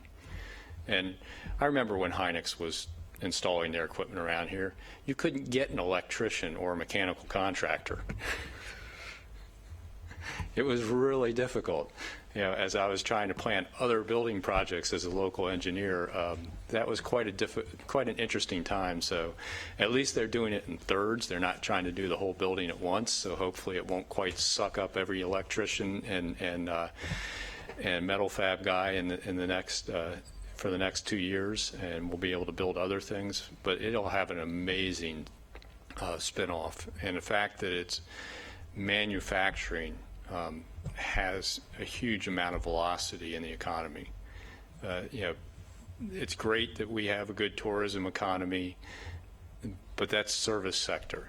Somebody had to actually add wealth to some place in their personal economy to have the money to spend in the tourism economy. This is where people build wealth, where you take various materials that are of lesser value, and when you're done, there's something of higher value, and it's traded outside of our community and brings money into our community. Unlike the healthcare industry, where you're just trading already created wealth around within your community. So it has huge velocity and makes a big difference in our economy. So anything we can do to bring a large manufacturer like that into Lane County will make a huge difference in the prosperity of our citizens. We've been talking today about everything from our continuum of care to our health care system and our waivers with the Affordable Care Act. All of that does better if you have prosperity in your community. I mean, time and time again, it's shown that poverty is the leading indicator of poor health outcomes. Every study after study after study, this is how you get rid of poverty. You bring somebody into your community that's creating wealth inside your community. So I fully support this, and I think it's going to be great for Lane County. Commissioner Lakin. Thank you, Mr. Chair. Another question, Denny, and this may be too early, but as far as conversations with the company, has there been maybe talk about potential, suppliers or that type of other businesses that would need to also potentially be cited here to help or to create the supply network that they would need as far as the technology is concerned? Yeah, I think they, because they have a facility in Fort Collins that's somewhat of a replica of this one, they've talked a lot about the contract labor that a facility like that. So it's a few hundred more jobs in Fort Collins than the 1,300. It's several hundred. And then there's the whole supply chain network. I mean, all kinds of different things. And so we don't have specific data on, for example, what that is. It looks like in Fort Collins, but given our experience with Hynix, it's significant. Yeah. Well, and it was the same when Sony came. And I know Sony, there was a lot of heartache that Sony left, but what Sony left was the entire infrastructure that created the McKinsey Gateway Business Park that it is today. I mean, without Sony, there wouldn't be anything there. I mean, the state was involved. Obviously, Lane County, when they had significant road funds, was involved in all that infrastructure. And so while we lack that, as far as road funds are concerned, we're obviously very cautiously optimistic that a transportation package could potentially be put in place in the legislature to help with potential infrastructure needs that maybe they would need in the future. So, all right, that's great. Thank you very much. All right, so I think that concludes those conversations. So if you want to move to the actual enterprise conversation. I can do that for you, Denny. Just a couple of introductory comments on the actual enterprise zone redesignation. clearly you all understand that this is an economic development tool for not only the city of Eugene, but as also Lane County. We typically see these applications when there is, pretty significant job creation and investment being made into our communities. I don't want to steal any of Denny's thunder, but I watched him present to the city council yesterday on this topic, and I think it's really important to note that we talk a lot about the Hynixes or the Yavagos of the world when it comes to these enterprise zone designations, but what we haven't really talked about is the fact that the majority of the applications coming in using this tool are small local businesses that have been in this community for a very long time and are taking advantage of this benefit. And in particular with the West Eugene Enterprise Zone, you're seeing a lot of food and beverage companies utilizing this benefit. And I think that's important to note, particularly for this board, because you have identified the food and beverage cluster as a priority cluster in your economic development efforts. So I just wanted to pull that out of the conversation for you all. As we've mentioned, we've discussed before, the City Council has heard both of these items in the very recent past, and we'll be hearing them again in the near future. That's why we're bringing them to you today. We want to make sure that you're up to speed and have all the information that the City Council has as you here prepare to make these decisions. So with that, Denny's got a PowerPoint. I'll help him run that as he talks, and we'll be ready for questions after the presentation. So I'm going to go through this quickly. It was a little bit more in depth for City Council. It's been a while since they've talked about Enterprise Zone. But basically, our West Eugene Enterprise Zone expires on June 30th, as we've mentioned, along with our e-commerce zone. Although our electronic commerce zone is relatively new, it's only 2 years old, both of them expire together. They are, because it's an overlay.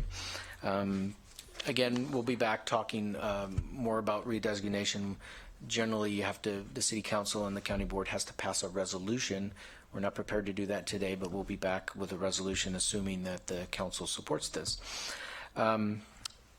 Just, you guys are pretty familiar probably with the program, but it's targeted towards manufacturing, processing, those types of industries. It's a 3-year property tax exemption. You have to increase your employment by 10%. You have to maintain that increase over the duration of the tax exemption.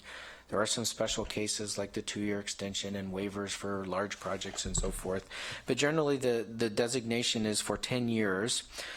So what we would be asking for is redesignation for 10 additional years. Related to Commissioner Sorensen's question earlier, there is a grandfathering provision in the state statute. So even if our zone sunsets, companies that are currently using the program, including Avago, if they move forward, would be able to use the enterprise zone for 10 years after it expires, if it does expire.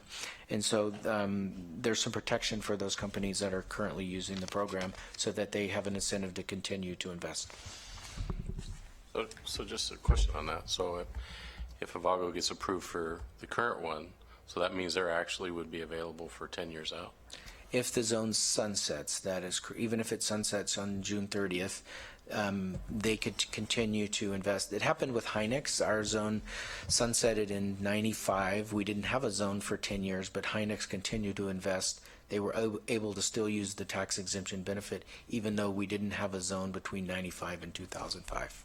So if I'm on the same page, so hypothetically this sunsets, 5 years down the road, they make an additional, hypothetically, phase 2 investment, that would still be available through this. The only provision would be that they have to be receiving a tax exemption when they qualify that future investment. So as long as they're continue to be in the program, which is pretty simple because they're going to be continuing to invest every year probably. So they should be able to meet that for quite a long period of time, actually. Thank you. Some of you may have recall, but when we put the enterprise zone in place back in 2005, we, being the city and the county, adopted specific Eugene zone specific public benefit criteria. And that's an extra layer on our program. And in urban enterprise zones, we can adopt additional kind of local standards, if you want to think of them like that. And they, some of the categories are wages, attractive wages, benefits, support for small business, redevelopment of existing facilities, local hiring through referral agencies, responsible construction, and size of investment. That criteria really conditions the last 25% of the tax exemption. So the way I always look at it is everyone gets 75% of the benefit, and you have to earn your way up to 100%. And really the penalty, if you want to look at it, if you don't meet all the criteria, is that you are required to repay a portion of your tax exemption. But that repayment does never would exceed 25% of the benefit. So that's kind of how it works. I have more detail, and it wasn't in the packet. I didn't. I apologize. I didn't send that to Sarah ahead of time. But there's also a cap on the tax exemption. That's part of our local criteria, which is $32,000 per year per job. So companies need to meet that threshold. And there's been at least one case, Seneca, big investment, small amount of jobs. They were required to make a repayment back of a portion of their tax exemption, because in that case it was a $50 million project and only 11 jobs. So that's how that works. We can talk more. One of the things that council discussed last night was they want to kind of relook at these and modernize them or update them, because it's been 10 years, and that will involve the county as well. So the last time we did this, there were 2 county commissioners, 2 councilors. Chair Stewart was on that committee, and then they each selected a couple of community members to form out so we might look at something like that, but they've kind of indicated that that would happen after we reapply, and that there's no urgency to get that done right now, but that was something that we should do. The e-commerce zone, again, is part of, it's an overlay, it's part of the enterprise zone program. It was established in 2012. It's a state income tax credit. It's a tax credit for companies that are predominantly engaged in business that they do over the internet. So it's basically investments that they make to allow them to do internet commerce are available to get a tax credit up to 25% of the capital investment made in that e-commerce equipment, so to speak. And the maximum credit is $2 million per year. There's only $2 million per year. There's only 15 e-commerce zones throughout the state. There's 69 enterprise zones, so these are highly competitive. And we would, and ours is the only one that's available this year, because it's expiring. So we will have communities basically seeking out our e-commerce zone, and hopefully we're one of them, and hopefully we're successful. This is the boundary. It's basically West Eugene. Some of the boundaries outside the city limits, therefore the county is a joint sponsor, but generally it's most of the industrial zone property in West Eugene. Statewide, there's 69 zones. The blue are the red are urban zones. The blue are non-urban enterprise zones. There's 7 enterprise zones in Lane County. You can skip this. This is really a summary of the investments that have been made in the enterprise zone, and as Sarah indicated, it's got a really strong local flavor. There's 33 investments that have been made over the 10 years. 31 of those are local companies, 94%. There's been about $516 million invested, but a big chunk of that, $368 million, it was Hynix.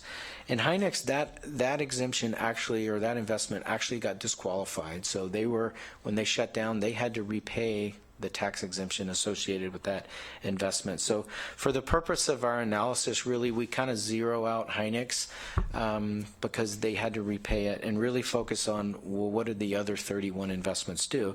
There were about $148 million invested by those other companies. So the average investment is about $4.8 million, which means they're mostly pretty small amongst those 31 investments. And it's been about 3 or 4 a year. It hasn't been really robust, and I think that's indicative of the economy we're in, the recession we're in, and the fact that we've lost a lot of our manufacturing base.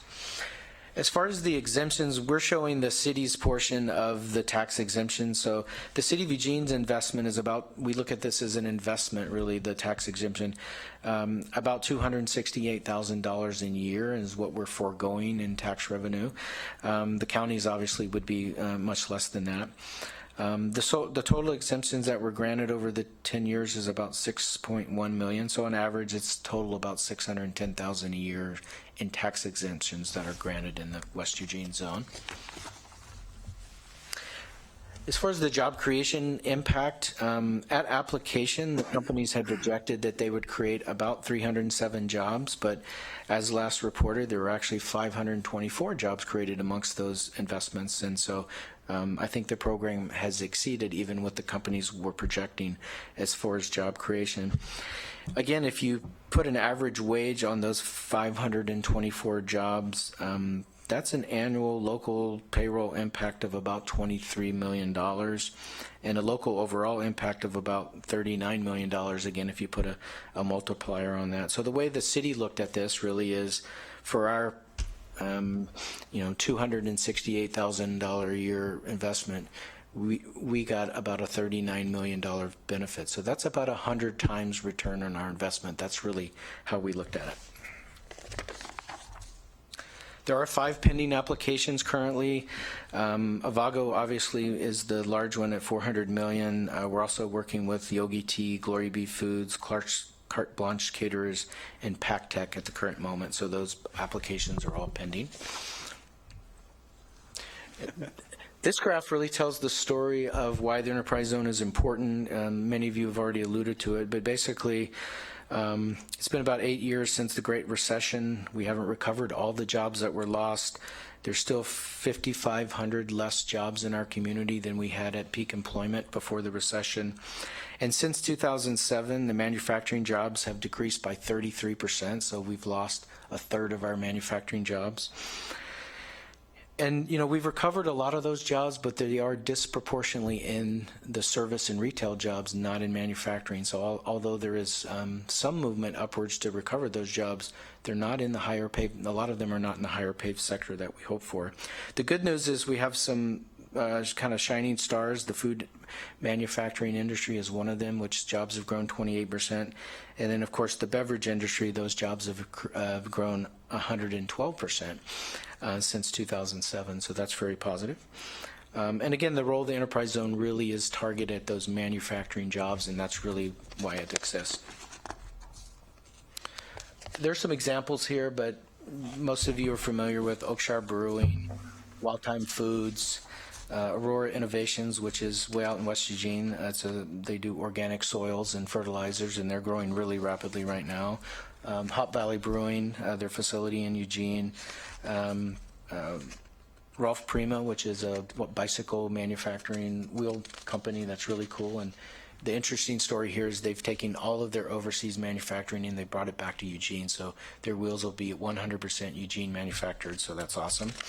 And then Snow Temp, and we know Snow Temp, they play a critical role in the food industry, in the beer industry, in the ice cream industry, and all the things that are growing. And they did a $15 million expansion recently that received the enterprise zone benefits. So that's been a huge asset for the rest of the growth that we're seeing in the food industry. So we'll be back. We've notified the overlapping tax districts. We're going to be talking to the city council, about a resolution. We'll be back to the county. And our goal is to have resolutions done before July 1st so that we can compete for that e-commerce zone. We need to be ready for that on July 1st. So. Okay. Thank you. Questions or comments? Mr. Lyken. Thank you, Mr. Chair. Sarah, I'm really pleased that at the very beginning you mentioned the fact this isn't all about large corporations as far as the enterprise zone is concerned. And I remember JT, John Tamulonis, JT, once shared with me, I believe the smallest company that received an enterprise zone, the 3-year, had 3 employees to start off with. But they met the criteria, the formula, and were able to grow and so on and so forth beyond that. But they received a 3-year enterprise zone, property tax exemption with 3 employees. And so I think that's key to mention because it is a tool, and I think that's an important important piece, I think, of the enterprise zone period. I mean, it's no different than a tax credit that's available for small business or anything else. This is a tool that I think communities can offer, and I've seen it has been very successful over the years, and whether a company is large or small. So I was glad you brought that up, because I think that that's a key. Now with the 2-year, that's a whole different ball game, because you do have to have a significant investment to add that 2-year piece on it. But the 3-year, it's pretty commonplace to see a smaller business actually apply, and you have to meet the formula and the criteria to receive it. And if you meet it and receive it, good for them. So that was. Thank you for reminding us of that. Other questions or comments? All right. Thank you for your time on this, and if you don't mind, we will bounce back to a former item. Commissioner I just need to mention one thing. We talk about the economic impact to Lane County of the enterprise zone. I'd like to point out also that many of the businesses there impact our nonprofits locally. Very generous with nonprofits, and mentioned Snow Temp and their recent expansion, Eugene Cold Storage. Great partner with Food for Lane County through the years. Food for Lane County would have had difficulty in some of the storage through the years without the enterprise zone based company of Eugene Cold Storage, Snow Temp. And they're not the only ones. You know, every one of these returns to the nonprofits in the area far more than would have been received if the companies hadn't been here. So it's not just economic. I mean, it goes across the board. Thank you. Well, thank you for the the time you spent today explaining this to us, where we're at, and looking forward to this possibly coming back in the next month. So with that, I'd like to go ahead and bounce back to the previous conversation that we had in regards to the Urban Renewal Plan Amendment. We were answering some questions from Commissioner Sorensen. I have Commissioner Farr in the queue. So, Commissioner Farr, would you like to lead off? Thank you. You know, years ago, I worked for Food for Lane County. I still volunteer there. Years ago, I worked for Jerry's. I still shop there. Years ago, I was on the Eugene City Council, and I still hang out with those guys quite a bit. I was there until late last night. A very robust public discussion on the urban renewal district, and by and large, it wasn't by and large overwhelmingly supportive. The people who testified last night, I had a brief testimony myself. And there are a couple of people who had negative things to say, but it was, in my estimation, the negative things were easily discountable. A lot of it was reflecting back to the days that I was on the Urban Renewal Agency. I was 10 years. I was a member of the Urban Renewal Agency. Just coincidentally, it happens to be the Eugene City Council. And so, you know, the things that I had to talk about last night were certainly the things that the rest of the audience was talking about the partnerships that are evolving through it. And significantly, right over in those chairs, right over there where the reporters are sitting and where the cameras are, a lot of people with straw hats last night.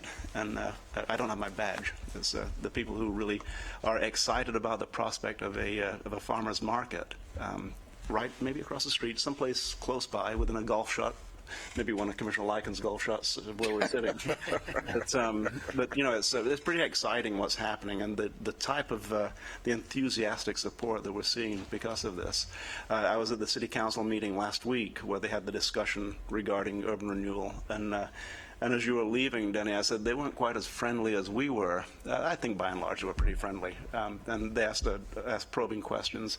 But I think you've done a great job of presenting this to the public in a way that people realize the benefit, not just the fact of the buildings and projects that we have involved, but the 4 projects that we're looking at down the road. It's pretty exciting that we're moving forward with this. It's pretty exciting that we are going to ultimately see a farmer's market downtown. We're ultimately going to see lit fiber downtown. You know, it's just the things that we're moving forward with are pretty, once again, exciting. I'm enthusiastic about it. I'm not blind to the fact that some of the things that Urban Renewal has done in the community, despite what Jerry Gatos said last night, some of the things, you know, were a little bit questionable. You know, when I first moved to Eugene, I saw wrecking balls knocking down buildings. And I thought, well, those are beautiful buildings. Why are they being knocked down? Well, that's in the past. That's a long, long time ago. And now we're looking at beautiful new buildings, tall buildings with lots and lots of people working inside of those buildings, lots of people shopping at the the farmers market and Saturday market, which are co-joined across the street from where we're sitting. So it's, downtown has changed very, very much since I first became a Eugene City Councilor in 1995.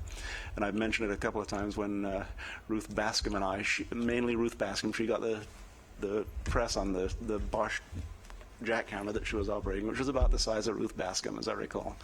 Knocking down the some people call it the tank trap, other people call it where Shakespeare on the Mall used to happen. But we're moving forward, and I'm excited about the future, learning from things that we've done in the past, and making certain that we're maximizing the economic engine of the entire county is right within a few feet of where we're sitting right here. So thanks very much for your work on this. I'm excited to move forward. And today we don't have any vote, so to speak. We have a letter I'm holding in my hand that if we pass this, it'll be signed by the chair. And I don't think we don't have a motion on the table today, I believe. It's just a sort of go ahead and sign the letter, I guess. Well, I think at some point we'd like to have a motion to approve. Okay, good. I'll wait on that. Commissioner Sorensen, we kind of left with you. Do you have more? Yes, thank you so much. Regarding the letter, can you give us, Mr. Rowe, can you give us an idea of whether these projects will get finished? Like it seems so speculative. We're saying we want this letter to support the 4 projects, and we don't know the level, and the level's being discussed. So I'm kind of at a loss as to what we're actually saying. We favor the 4 projects. We favor the specific mechanism by which the 4 projects are going to be done.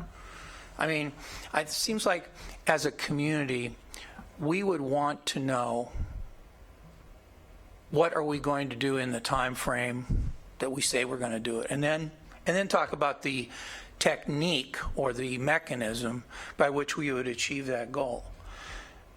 So perhaps you could, tell us, maybe you have a better, because you do know more about this than all of us, what do you think will be the outcome where we're being asked to support a goal that the council wants to pursue?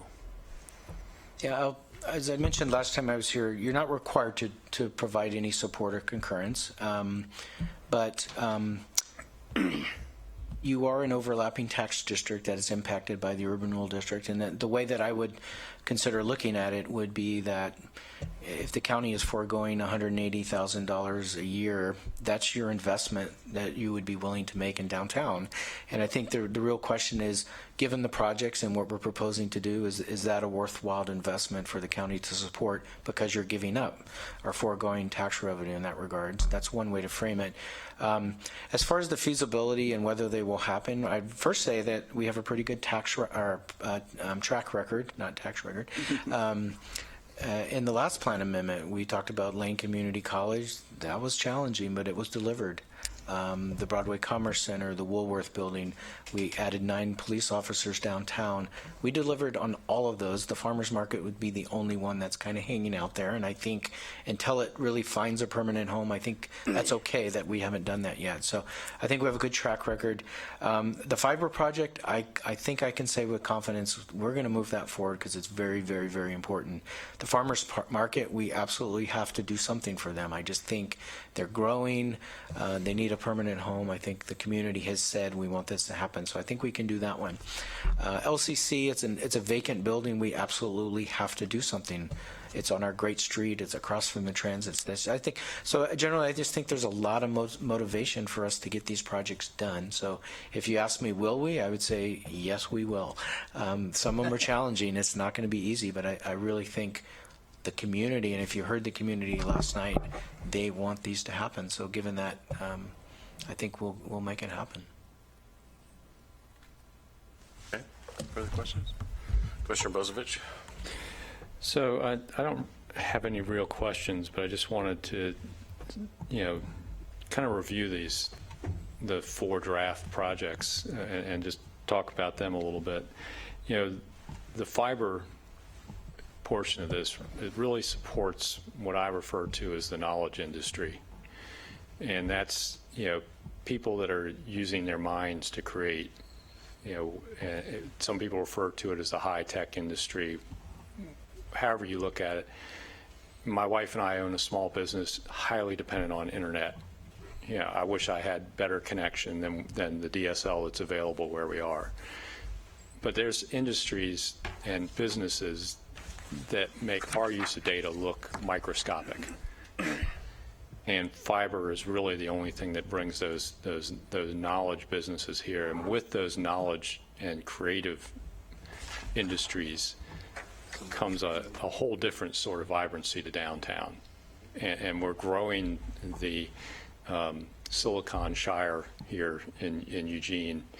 And with our now new connection to San Jose from the airport, it's one of those targeted clusters of industries that I think is really important. It's a clean industry, it's an important one, and it's one that our youth are very involved in. And we always talk about, where are the children and grandchildren of local residents going to find their jobs here in the future, and that's one of the places we can. So it's really important supporting the knowledge industry. And then we've got a piece of this that's supporting local food. And we've talked about the local food industry over and over and over again with this board and how important that is to support local food. And then we're talking about the conversion of the old LCC building into something that's actually going to grow local firms. We've also talked about, it's great when we can occasionally catch the Avago, but really the important piece of making Lane County sustainable as an economy is catching those firms that are at the 5 people stage and converting them to be successful and getting them in there, and that learning how to move forward and growing them and helping them grow, and then they become the next Turtle Mountain or the next Oakshire or whatever business you want to talk about, and how important that is. So we're talking about supporting the knowledge industry, supporting local food, growing our local businesses. I can't think of 3 more important efforts we can do. And then on top of that, we're also talking about improving the open space and the connectivity to our urban civic core. I can't see how anyone can look at these set of projects and look at the funding mechanism and say, that's really not a good thing, and we don't believe in this and we're going to walk away from it just, because we don't like the funding mechanism to some degree. I mean, we give up a little bit of tax revenue at Lane County, and every agency from 4J to the city of Eugene will give up some tax revenues. But it's about building those things and how important those are. And we've talked about what that does with the rest of the city and Lane County and building tax base and building those income tax revenues that support schools. I mean, right now, property taxes are only a small piece of what supports schools. What the state adds of income tax revenue to their budget is far more significant in a lot of ways.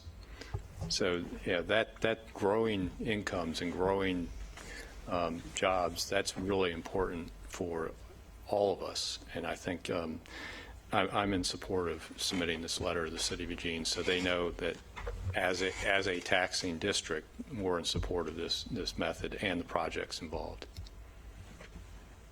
Commissioner Farr? Mr. Chair, I have a motion. I move to direct the request that the chair of the board sign the letter which is attached to item 10C of today's agenda. Okay. And with a second, I have one quick thing to say. Do you have a second? Second. One quick thing to say, the projects would support a sustainable local economy by focusing on local jobs, local food production, and high-quality public spaces. That's what Commissioner Bozevich just said in one short sentence, but thank you for elaborating on that, Commissioner Bozevich. Further comments, Commissioner Swanson? I'm going to vote no on this because I think that we need to have greater clarity on what the extent of the amount is. And I also think we need to have greater description of the projects. I think that the projects, as have been described to me, have been very thoughtful and really well thought out, but I don't think that given the low amount of money that will likely be put into this, that we can safely say that these projects will all go forward. In fact, one of them, the Farmers Market project, is really dependent on other governments and whether they will act or not. And if the city,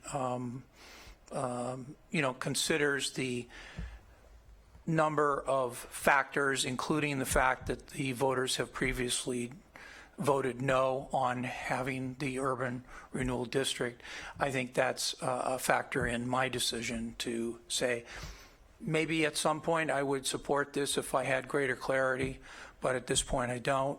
And I'm not going to say, well, in general, I think it's a pretty good idea, so go forward. I feel like this is enough of a controversial issue that we need to tread carefully, and we need to make sure that we're listening carefully to the people in our constituency. Further comments, Commissioner Lycan? Thank you, Mr. Chair. Well, as a Springfield resident, I'm going to vote yes on this.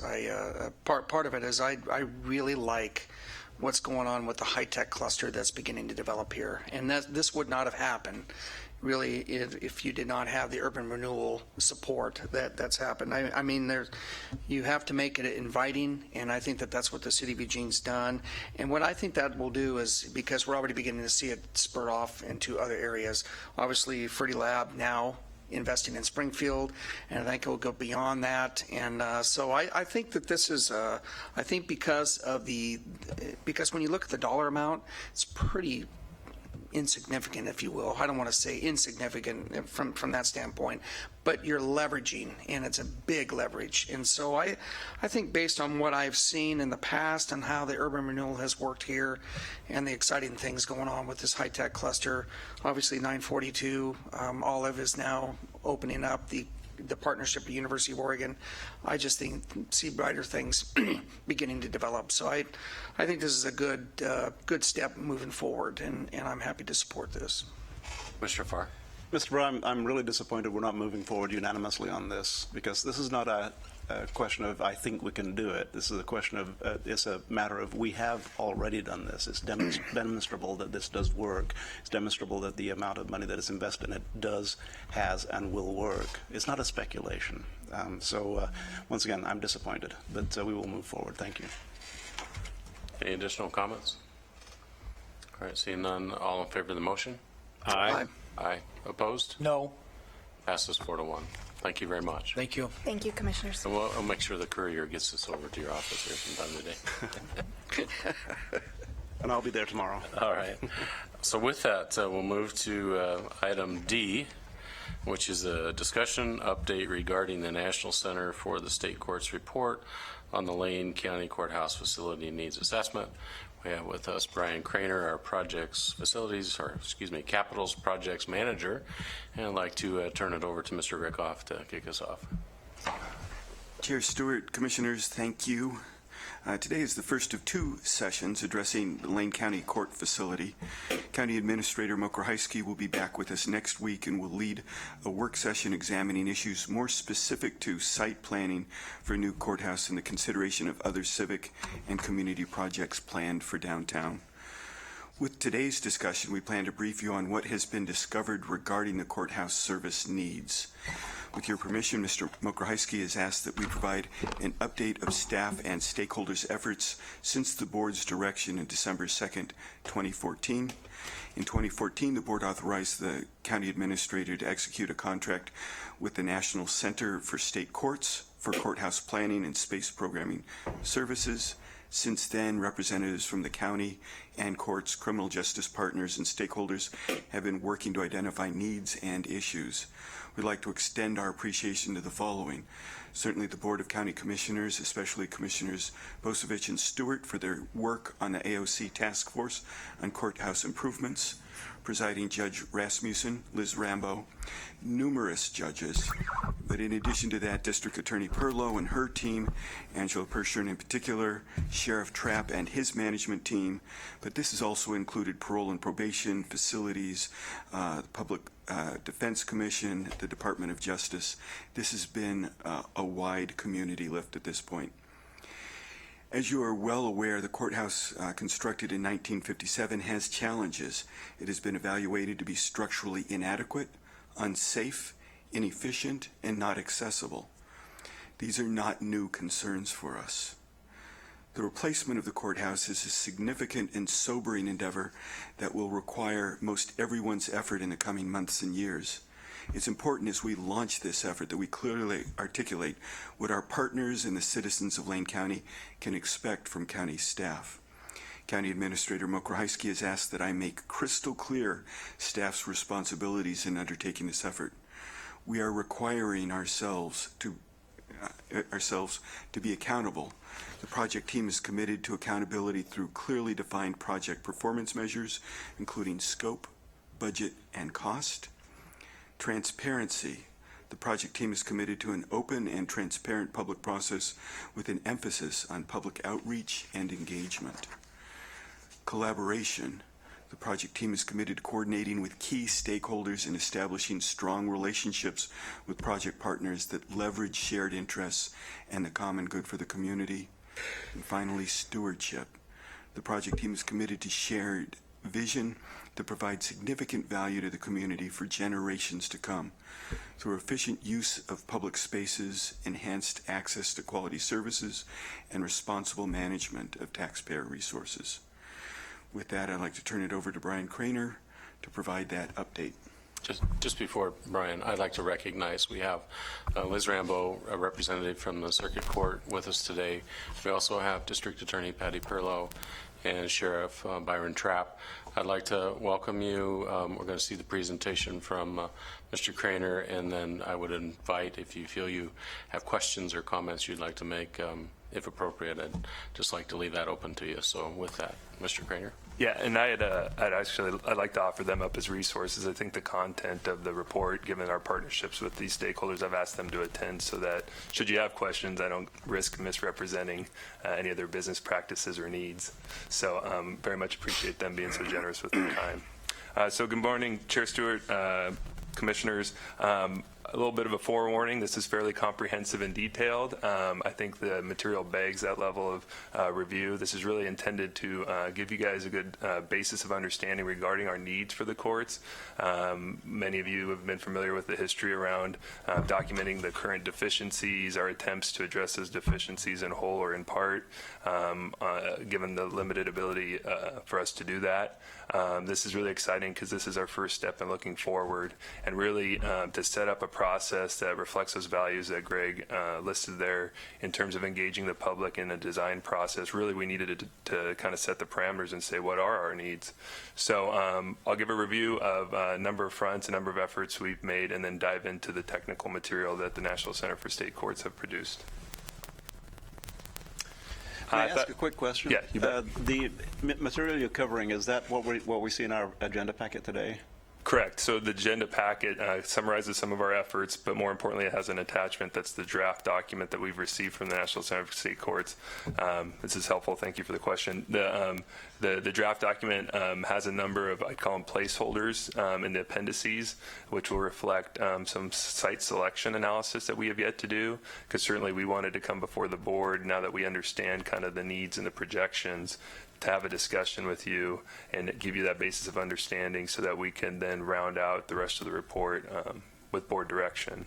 We'll also note that we'll be back before you on Tuesday, next Tuesday in a work session that'll expand this discussion into potential sites and collaborations that could occur.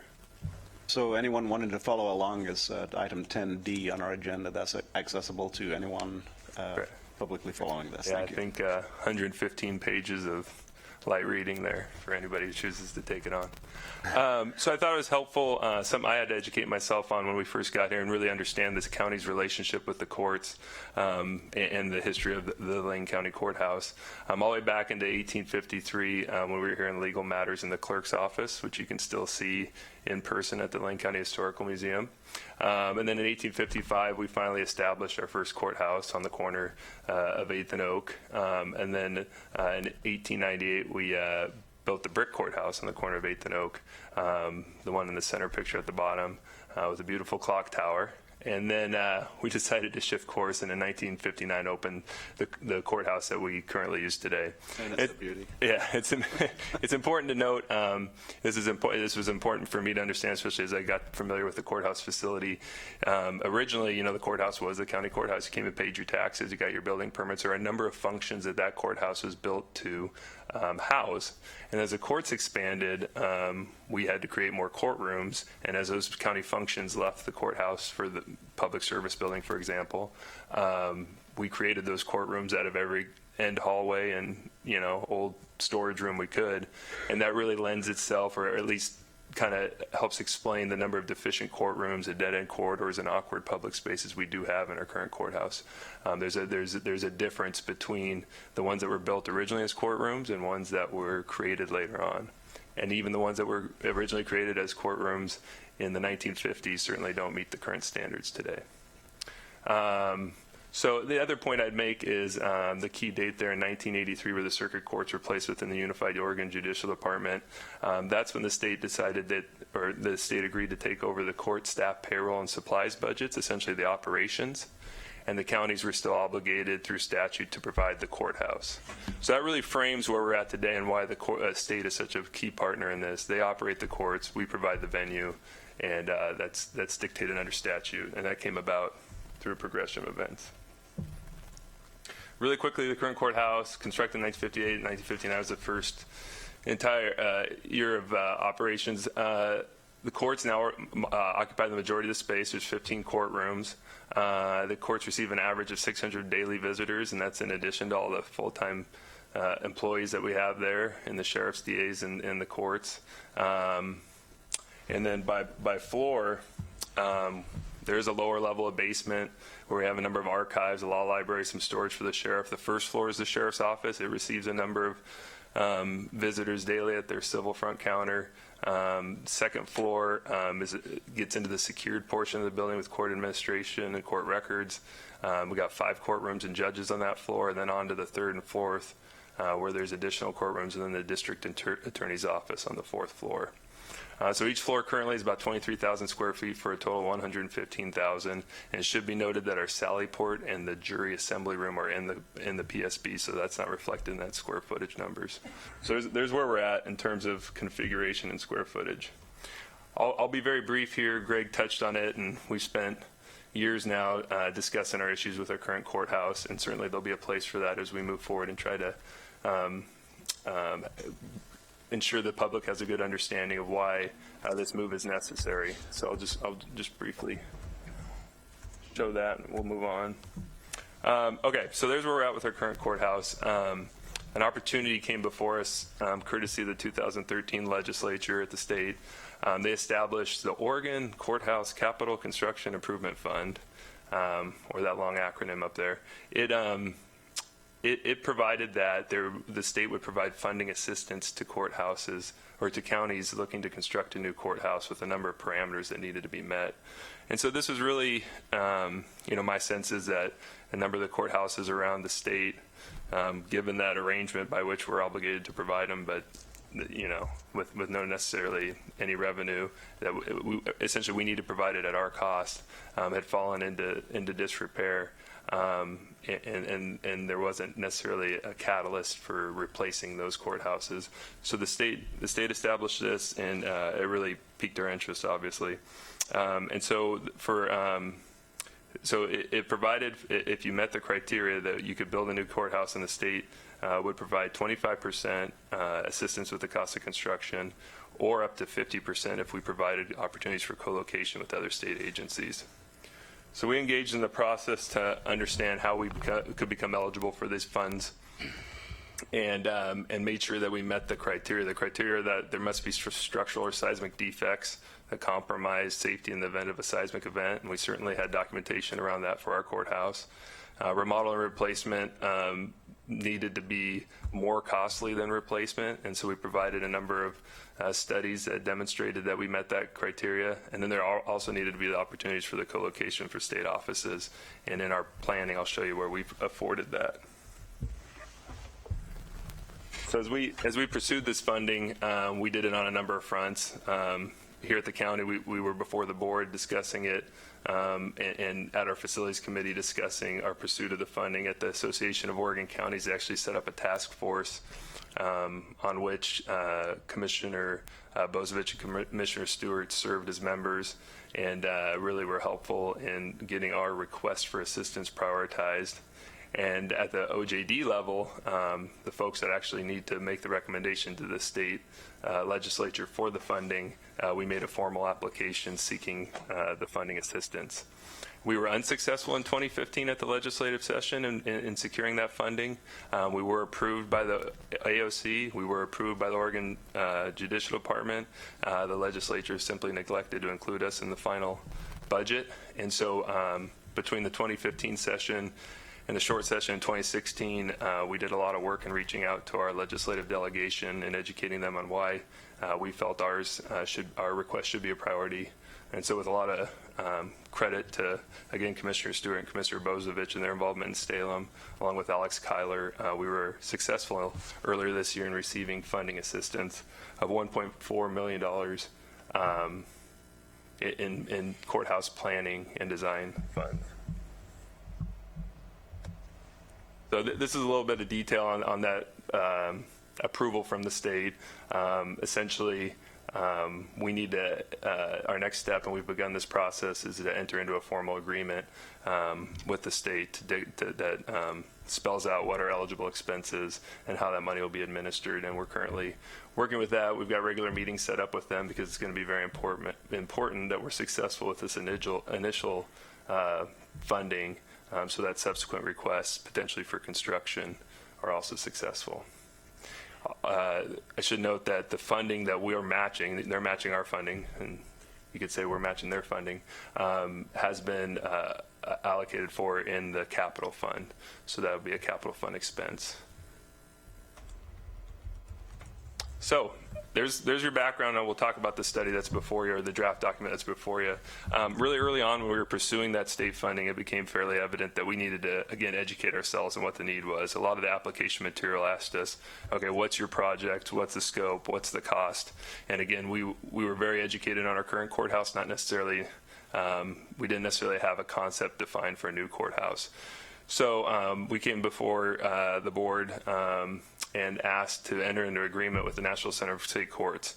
They're a national nonprofit that does this sort of work really internationally, but most notably, they did the upfront work on the Multnomah County Courthouse and helped them in securing their funding assistance through the state, which had occurred before our request was even submitted. So we kind of tried to follow their roadmap and got this organization on board. And what they were tasked with delivering was a long-term court development profile, so projections on court growth, so we can understand what we need to be building for, not just today, but into the future. They were supposed to, we asked them to create functional and space standards that'll help serve as a baseline for our subsequent design. We asked them to create a space program with space requirements for each of the potential tenants of a courthouse. And then we also asked them to create conceptual court blocking diagrams or building space stacking diagrams that will kind of show the scope and scale of a courthouse.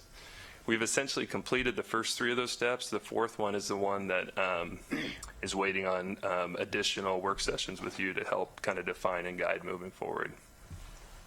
And all this was with the intent, A, to support our state, our application to the state for funding assistance, but to also help us better procure and form the team that will follow in the design of a courthouse. So we'll be able to go out and just and have a much more defined and detailed request for proposals from architects and contractors that may serve the MGC role, and form that team around a concept rather than an undefined idea.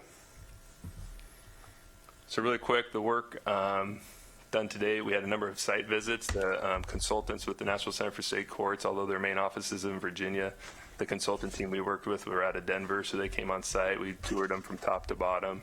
It was really telling because I think the head of the team had 30-plus years of judicial consulting experiences, and during his tour, we made him say that's a first 3 times when he was viewing portions of our courthouse. So, if you got somebody like that saying that's a first, then you know you're on the right track, heading towards replacement. He was saying that in a good way? No, not so much. And so we did in-person presentations, interviews, discussions with key stakeholders, so that's a reflection of who's in the audience today. The sheriff was very generous with getting his management team together and meeting directly with the consultants, similarly with the district attorney's office, at the courts with the trial court administrators team, and actually a select group of judges that they've kind of formed into a task force on the courthouse replacement project. So it was very key that we had our consultants directly interacting with them and understanding their needs. They also reviewed a lot of data regarding the demographics of Lane County, case filings, et cetera, to see what the workload of the courts were. And then they worked to develop the projections from there. I'll briefly run this down. They analyzed the court components and offices to identify the current practices. They looked at the functional use of the spaces. That was a big part of the tour. We projected future growth and identified court and court-related functions. So we looked at other potential tenants, not just the ones that are currently in the courthouse. And then we developed that long-term profile and then looked for efficiencies that we can incorporate into the model. So using the 40-year planning horizon and growth factors that the consultant thought were applicable, we projected future staffing for the judges and their staff, the court administration, the district attorney's office, and the sheriff's office. Now, in some cases, particularly around the judges and their staff, court case filings and projected case filings were a good indicator. But in a number of instances, like with the sheriff's office and even the district attorneys, there's a lot of outside factors that we discussed in detail. You have the staff needed to meet minimal operational standards. You have available funding, and kind of a number of these, I won't call them artificial, they're very real. But they're factors that the data wouldn't necessarily tell you. So that was a piece that we spent a lot more time on than I think the consultants expected, but it was very important that they understood the local influences, where the judicial system bottlenecks are, and took that into account when projecting forward, so that that projection was rooted in reality and not just a set of data that may have some very significant influences. So and then there's another of additional factors that we locally may not have even been able to account for that they've seen nationally, and that was very helpful to leverage their knowledge in that regard. So with all that taken into account, and then in addition to those tenants, we also looked at a number of others. We looked at the Department of Justice as a potential co-location. As I stated, the funding assistance is increased if we are able to co-locate a state office. The Department of Justice has about 15,000 square feet currently over in it's not the Key Bank building, I always call it that, but the Key Bank building down the street, and would certainly enjoy benefiting from closer co-location with the courts. So we reached out to them and got a letter of interest from them, from their central office in Salem. At the same time, the Public Defense Services Commission, they had a model that they used in Multnomah County with kind of a hoteling, conference room, a few kiosk workstations to serve that function, so that those attorneys have a home. So we reached out to them and got a similar letter of interest. So the space study reflects some space allocated for those two functions, both to benefit those organizations and to maximize their state funding assistance. So those were two that we looked at, and then we also looked at parole and probation. Currently, we're working on a project in our current courthouse where they're assuming space that was vacated by the law library, and they're very excited about the potential to provide services within the secured perimeter of the courthouse. The judges, at least the presiding judges, also expressed his optimism around what that'll do in terms of when the courts have somebody that needs to go see parole and probation. The current 5-block walk, people can get lost in that walk, and if it's down an elevator, they might not get so lost. So we're excited about that kind of being our pilot that kind of justifies what we've included in the space program in terms of a home for parole and probation in a future courthouse.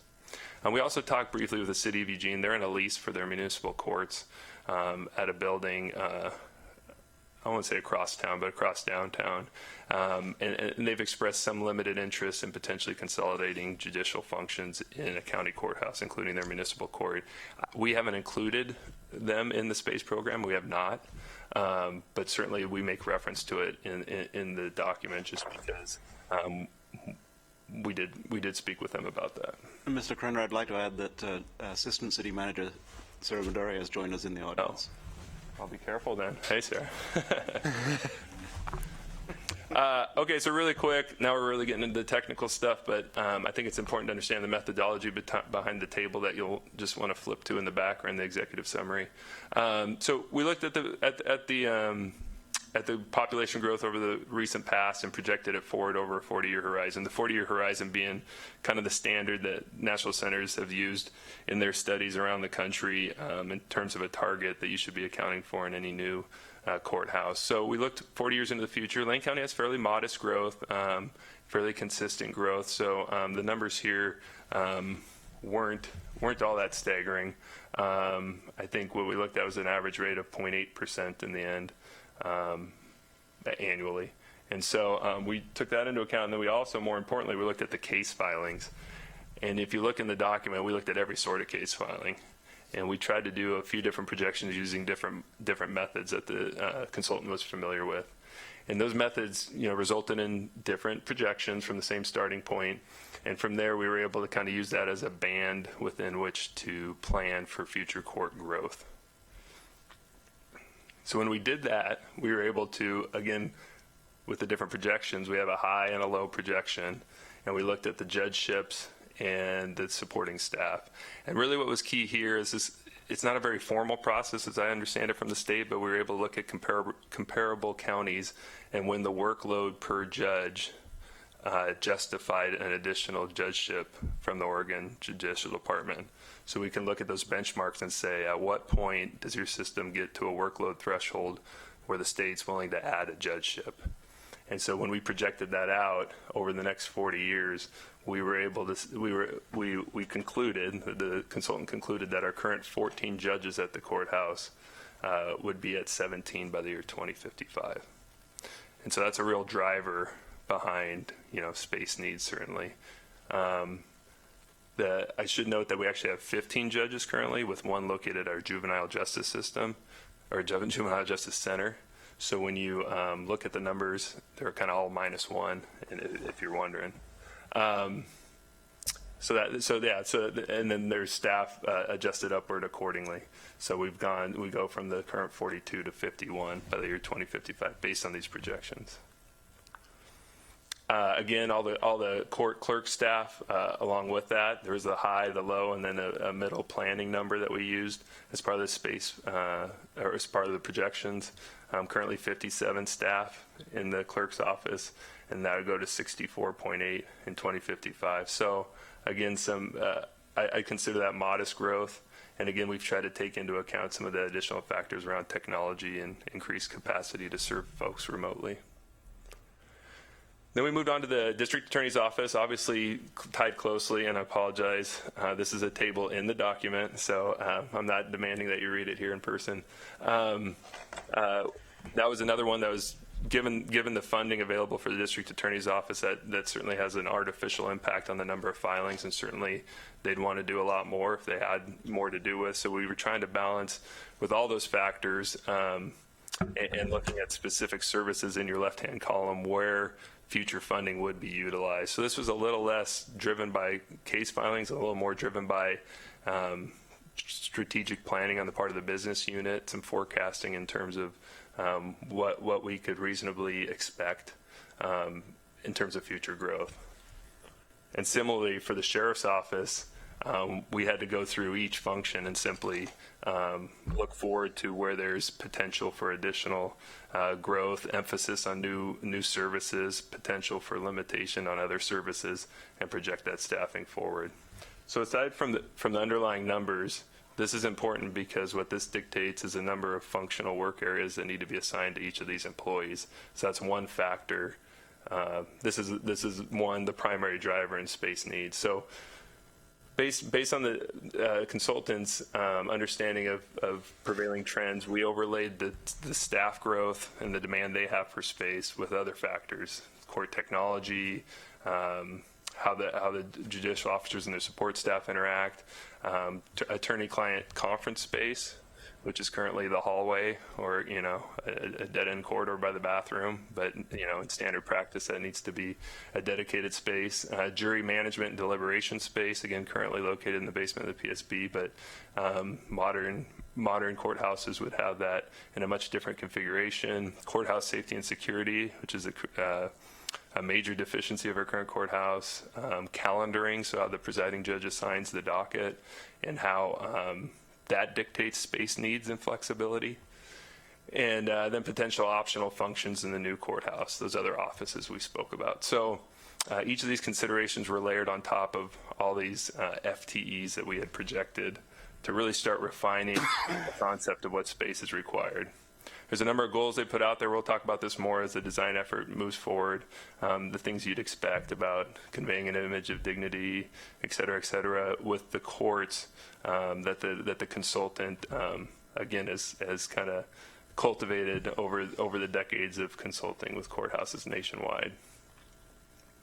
So finally, we came to defining these facility functional space requirements. So in the document, there's a lot of description, a lot of text regarding different functions within the courthouse and their needs, so that you don't just see a number of square feet assigned to a space, but you understand what the quality and nature of that space needs to be. And here's a number of the ones that they touch on explicitly: the courtrooms, the judicial chambers, court administration, grand jury, district attorney, and really dives into the details of how that space should look and feel. And again, that's going to be valuable information when we reach out to project partners to help design what our future courthouse is going to be, that we've established this baseline of information, that they know what we're seeking, and we can make that process as productive as possible so that the team we form already has kind of a focus moving forward. So then they did the projections on space based on those kind of analytical, as well as some more anecdotal and national standard information. So the space requirements sheets included in the document list a number of figures. Starting from the left, they got the types of functional space, a number of spaces needed, the square footage required, and it kind of sums it all up at the end to let you know, given the different components, how much space is needed in a courthouse. And real quickly, I'll go into detail just so you understand the numbers in the report and how they're arrived at. There's three types of space described. There's the net functional area, the department gross area, and the building gross area. The net functional area are those spaces where we say, hey, we need one person in a 6x6 cube, that's 36 square feet, and we're going to total those up in this column. That tells you everything you need to know about the space where those functions are happening, but it doesn't tell you about the corridor adjacent to them. It doesn't tell you about the wall thickness or any of those additional items that add to that space. It is the functional space. So in order to finally get that number so it reflects all those, I hate to call them inefficiencies, but all those shared spaces and areas that aren't necessarily assignable to the functional space, we move on to a department gross area, and I'll tell you how we arrive at that in a minute. And then from there, the department gross area doesn't necessarily reflect the shared stairwells, the lobbies, the elevators. So we again multiply that number by a factor to arrive at the building gross area. And so in the study, those are all detailed, all those factors that we use. So to go from net functional area, we multiply by a factor, and in some areas it was 0% because we thought we knew the functional area very well. I think the secured parking as an example, we kind of assigned a space to a stall in the drive aisle, and we said we're confident in that number, we don't need to increase it anymore, it's an open space. But in some areas like prisoner holding, where there's wider corridors, a lot of logistical pieces, the functional space assigned to the cells themselves weren't necessarily reflective of the total space requirement, so they used a factor of upwards of 50%. I think what you'll see more commonly in there is somewhere between 20-30% to account for those items and get it to the department gross square footage, but that's important to note. And then overall, once we had all those for the building, we used 25% to get the total building gross square foot. That was based on National Center's past practice with other courthouses. These factors are important because, they're assumptions. And anytime we would change any of these, they have an important impact on the total at the end. But they also represent an opportunity through design to efficiently design the spaces and make sure those numbers aren't 25% or aren't 30 or aren't 40, but that they're something much less. And we realize something. We realize some savings there. So the grand totals on the right incorporate all these in your study, and I just want to make certain that you understand that the methodology derived there. And so finally, here's the roll-up summary. I like to treat this a bit like I don't know, an options, an a la carte menu a little bit, but you have a number of different functions that we've rolled up in a summary here. Certainly some of them, if you're going to build a courthouse, are required to be incorporated, and then others can be considered highly desired or optional. And so what we've tried to do our best is that in the black band on the slide here is to summarize everybody that's listed there if they were all to be included in a courthouse. And then I've given a few other tiers, which don't necessarily represent all the possible scenarios, but just for discussion purposes would represent a couple of others where we've had the sheriff's main office subtracted out from that total, leaving sheriff in custody transport in the program, obviously. And then down below, another scenario where the sheriff's office is not included, and the DA is not included, but a DA satellite office is included to serve them.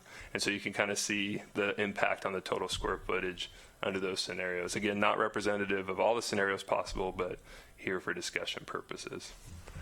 So I will wrap up and just highlight a couple next steps before we begin the discussion. Today's presentation, again, was intended to give you an understanding where we're at with the National Center for State Courts, help provide you with a baseline, our basis of information so we can support the discussions moving forward. We'll be back with you on Tuesday, the 31st, to discuss potential sites in collaboration with project partners. And then the input from this discussion and those will really help round out and finalize the document so that we can move forward with that as a really critical piece in our effort to form the team moving forward. So with that, I will turn it over to discussion. Again, I'm offering up the resources behind me if you have any specific questions regarding the contents of the document. Commissioner Farr, then Commissioner Sorensen. Thank you. I'm going to be really short because I think others aren't going to be. So just going to comment on the process that you've gone through, Brian. It's pretty intriguing to me. Through the years, we expanded Jerry's building materials from 8,000 square feet to 300,000 square feet. And very similar process. You look at the very specific needs, and then you add it up, and then you go, wow, at the end. And then you start saying, well, where can we economize? And where can we do exactly the opposite? Where do we need to gross it out, where we're just not anticipating, or it's hard to anticipate the square footage needed?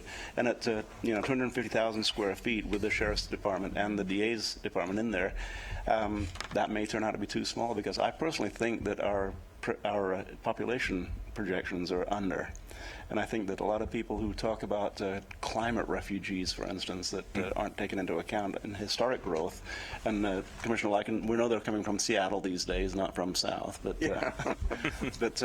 so I think being a little bit leaning toward the larger size is a good thing. I think a 25% grossing factor on top of the department factors that you added in, that'll prove to be prudent. And sometime when we're all sitting in rocking chairs watching this courthouse function, we'll say, the wooden courthouse perhaps function, we'll say, glad we added the extra space. So once again, I'm going to be very short on this. Talk about your process. I think you've gone through a very efficient and very thorough process, and looking forward to the discussion on the 31st, next Tuesday, when we talk about how does this fit in with all of the other things that we need surrounding the courthouse. Thank you. Commissioner Sorensen. Thank you very much. Well, first of all, I'm very impressed with not only your work, but the work of all the people that went into putting this together. I really appreciate all of your hard work.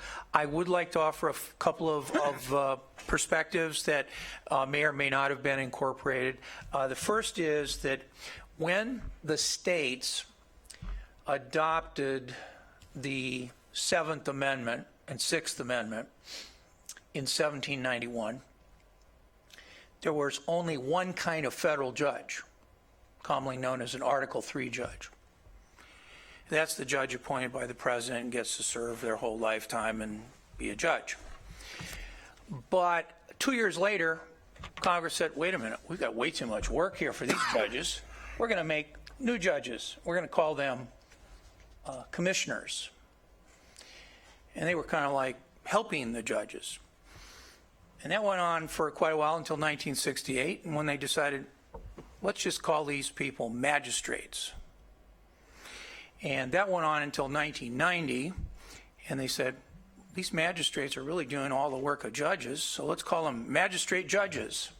So now we have a huge number of magistrate judges that lawyers who deal with federal court and litigants, they learn about because federal magistrate judges do a lot of work. So the point I'm making by this is that our legal system in Oregon, which has now no district courts, but circuit courts, appellate courts, I believe that it's inevitable that we'll have an evolution toward parsing the different responsibilities, and one of those will be to create something like commissioners, something like magistrates, and something like magistrate judges. So that's one thing I'd like you to think about, is the development of different ways of adjudicating cases that involve different types of specialized magistrate judges. Second thing is that a very high percentage now of cases are not resolved by negotiation or litigation. Now, to take some ancient relic of the legal system, namely me, in my legal youth, you either had a negotiated settlement or you had a case that went to trial. Well, that is now all thrown out. Now, the vast majority of cases are actually resolved by mediation, by an assisted negotiation. That brings about a higher percentage of cases that don't get solved. And I would predict, and comes specifically to your space needs, is that you don't, as far as I could tell, you don't have any built-in mediation space or mediators, or, back to my other point, magistrate judges, because in some ways the magistrate judge system doesn't exist. But I would predict out, as we predict out, and that's part of what the task is here, is that we're going to have that kind of alternative in the future. And the other thing is, we're already heavily mediating cases.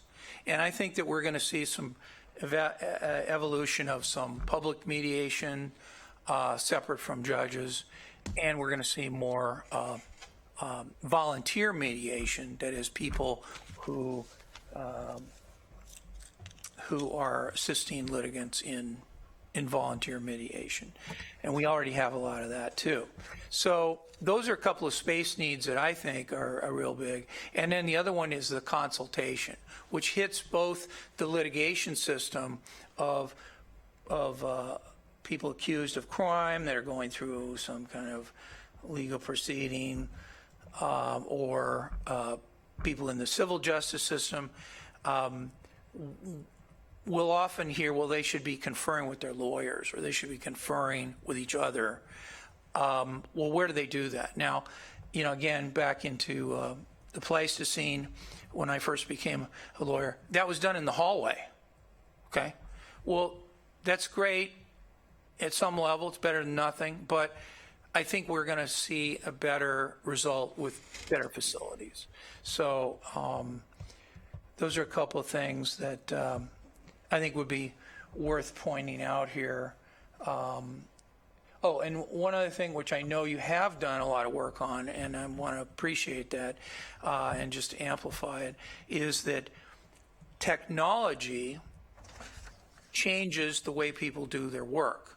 So if it was a big deal to wheel in a television set with a video tape recorder, which probably didn't take place in this building until the early 80s, well, that's kind of passé. Now there's a lot of other ways of portraying information, exchanging information. And since the Lane County Circuit Court has followed the process of digitally handling a lot of information, I think that's only going to continue. And so how do you access that? Well, you have a public portal. Do you have a place that people can walk up and look up their case? Do you have Wi-Fi? Is that secure?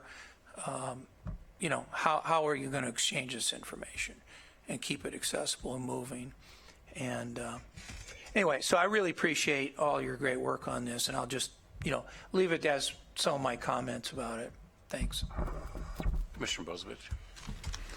Thank you. I will point to page 49 in the report, as the Conference of Negotiators specifically addresses mediation arbitration, and the lack of space in the current, and the fact that they're built into the space projections, which are part of the report. So there is I think the consultants, being national consultants, are pretty well aware of the trends in the judiciary, and they were planning those improvements, which are currently lacking in our 1958 facility. Didn't have a lot of mediation in 1958, or the civil load that we have right now, so which results more often in mediation. So that's was taken into account in the space planning.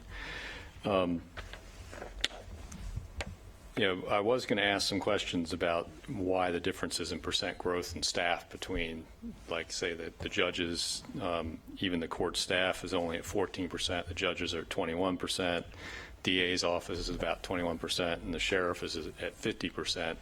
But you've kind of answered some of those questions. I do see there is risk in those projections about staff growth. You know, if we find the money tree somewhere, and we actually staff the DA's office like it should be, it should grow far more than 21%, because that's projected based on today's staffing levels, which are grossly inadequate for our DA staff.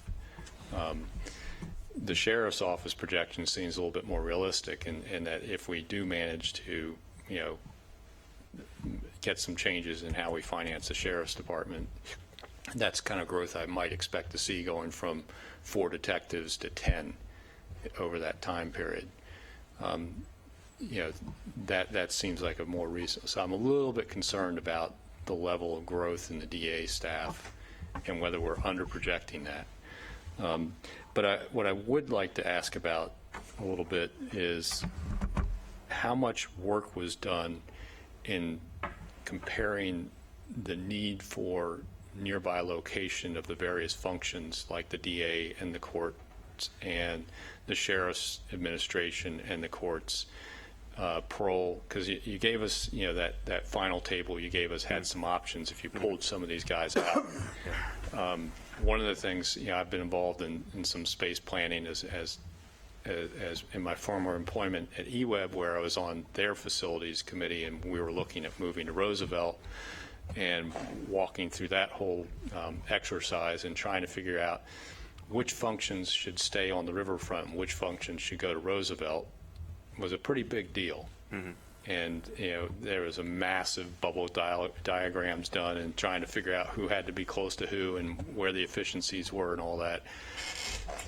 And that's a real key question here, because, you know, you're talking about 250,000 square feet at 7 stories is about a 200 by 200 footprint. You know, that's a pretty damn big building.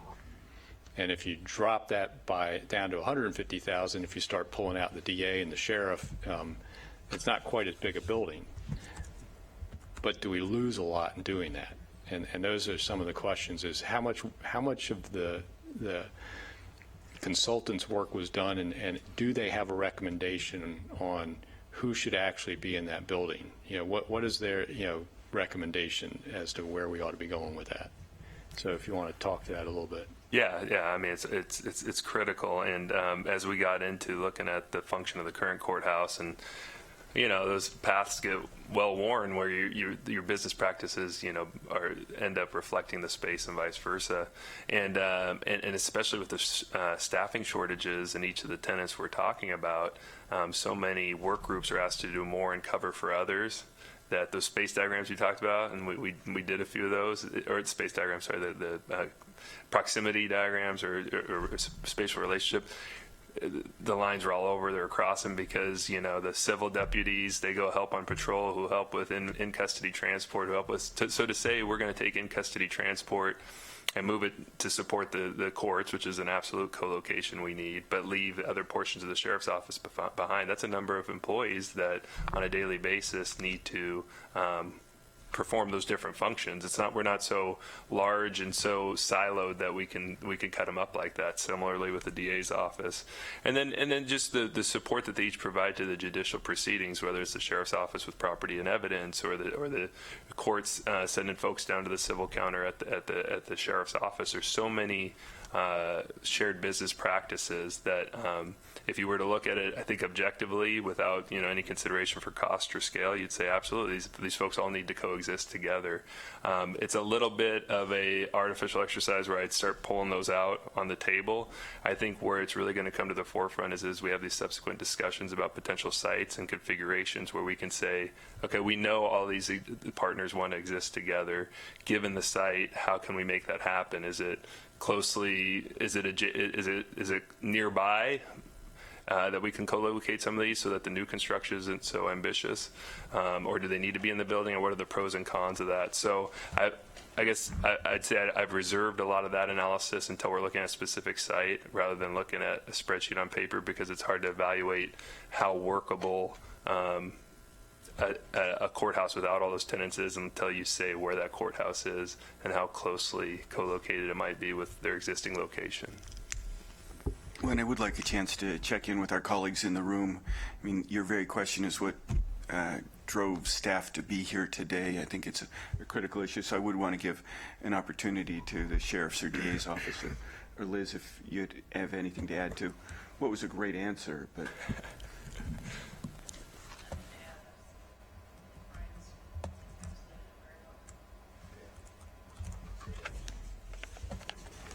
Say Brian's right on the microphone. Okay.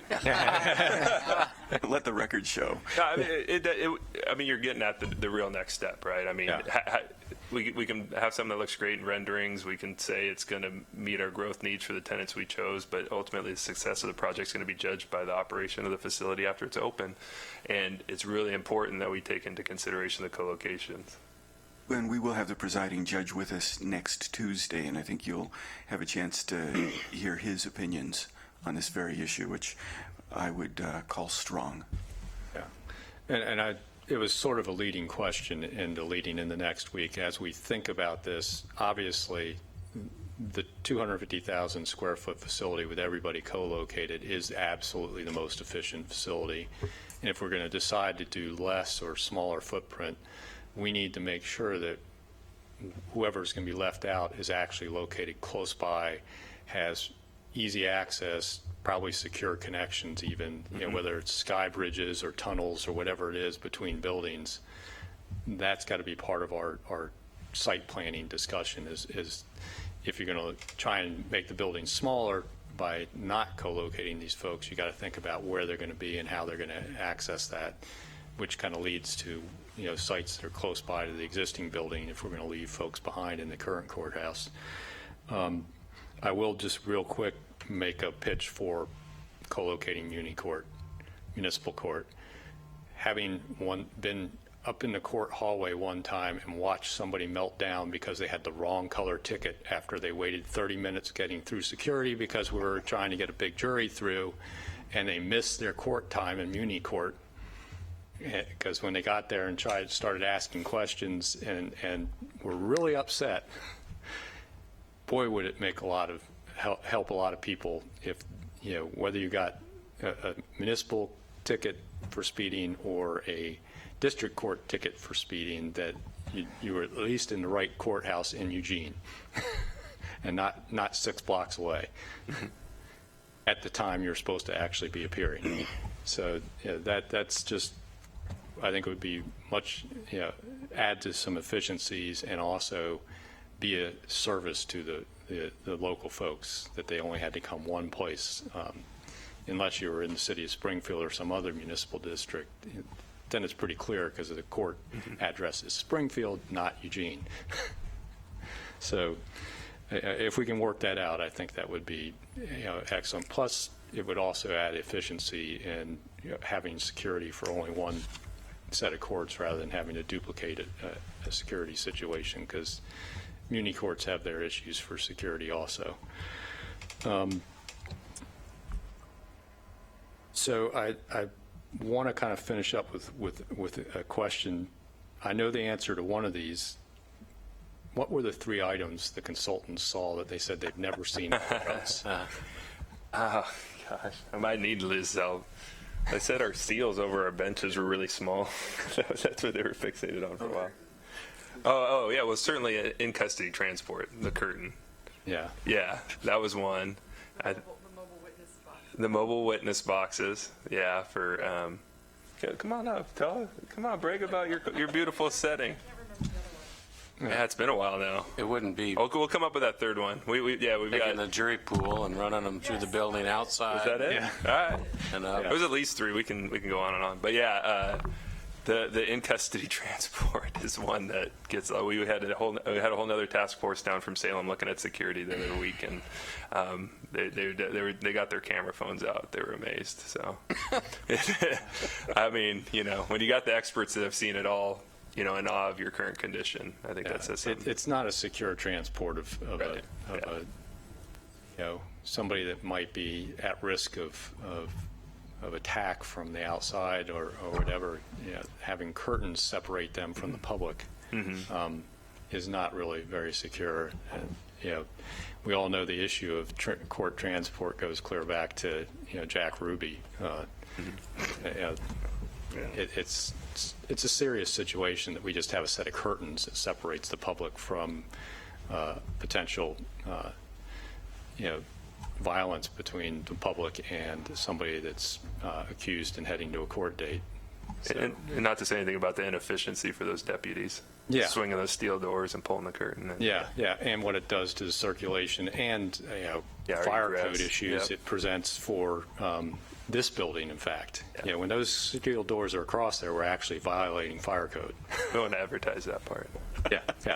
So, and then the whole issue about the ADA movement of people from our jury assembly room into the courts, and then you have to take them through security as a group instead of them showing up one at a time in the morning and getting through security and then being into security. And what happens when they move a large jury pool from jury assembly into the courthouse, and if you happen to have a court time and walk in behind that, it's kind of an issue, because I've seen those, we've been in meetings here when they've been trying to seat a large jury pool, and we see the line go out and past the windows here, and everyone's looking in the windows, wondering what we're doing as they're standing there waiting to go in through security. There's some true problems with our existing courthouse, and I really appreciate the work of the consultant, the work of staff, in trying to come up with a reasonable space planning. And having gone through these exercises before, it is somewhat an art form to come up with a number of square feet. And hopefully we'll get to hone that down a bit in the actual design. We can close some of these, but you're better off being a little bit conservative with space planning, so you budget better and you don't end up, adding money at every step of the process and having to explain to your electorate why a project keeps getting more and more expensive. I'd rather have you be a little bit more conservative with that gross floor area and department floor areas now than have to explain cost increases later. I'd much rather come back and say, oh, guess what? We projected, blank million, and we're actually spending this much because we were able to be more efficient. So appreciate the work you've done. Thank you. Mr. Sorensen? Thank you very much. I just wanted to mention two other things that are of concern to me. When we see the issue of the judges walking from their cars, most of them from the cars underground and then over into the Lane County Courthouse, to me, that's a security issue of whether those judges are going to be protected during that time. And in extreme circumstances, they'll have family members pick them up. They'll take a cab home. They'll have a police officer help them, maybe from the sheriff's office. But on the routine, they're walking back and forth. Like all the other county employees that park in that building. So I think that's an issue. A few years ago, I was told that the Lane County Circuit judges are the only ones in the state that actually pay for their parking in a public parking space. I don't know if that's still true or not. But it's not so much the paying for the parking that bothers me. It's more that it's not secure. And that it should be. The other thing is that because of the ADA issues and inaccessibility, jurors are walking outside to get up to their courtrooms. And again, there's a security issue there. The jurors are walking right through everything. And there's kind of a mixing there in the basement of the PSB between the litigants who are meeting with their lawyers in the cafeteria next door to the jury room where the jurors that are going to decide their case are hanging out. So to me, there's a safety for jurors issue. And this goes back to one of your main points, which was, we want to have some recognition of the importance of the jury trial system in our society, the fact that it's a constitutional right for these litigants to have this jury system, that it's a big honor to be on a jury, to serve on a jury. We don't let judges make those most important decisions of guilt or innocence or liability or non-liability. We want the jury system to decide those things. And I think a lot of people are pretty shocked that there's not some important person up there called a commissioner, a judge, a legislator, a senator, a representative. They're not making that decision. It's your neighbors that are making that decision. And I think that goes to the dignity of this important office. And incidentally, having been a juror a couple of times myself, I'm really appreciative of how under the current given the current setting, how the court staff do perform that job as best they can, given what they have to work with. And also how the system, as currently works, broadens the number of people in the jury pool and shortens the amount of time that the average person is actually going to be doing that. So it gives us the benefit of the best of both worlds. It gives the jury system that that's enshrined in a lot of our constitutions, state and federal.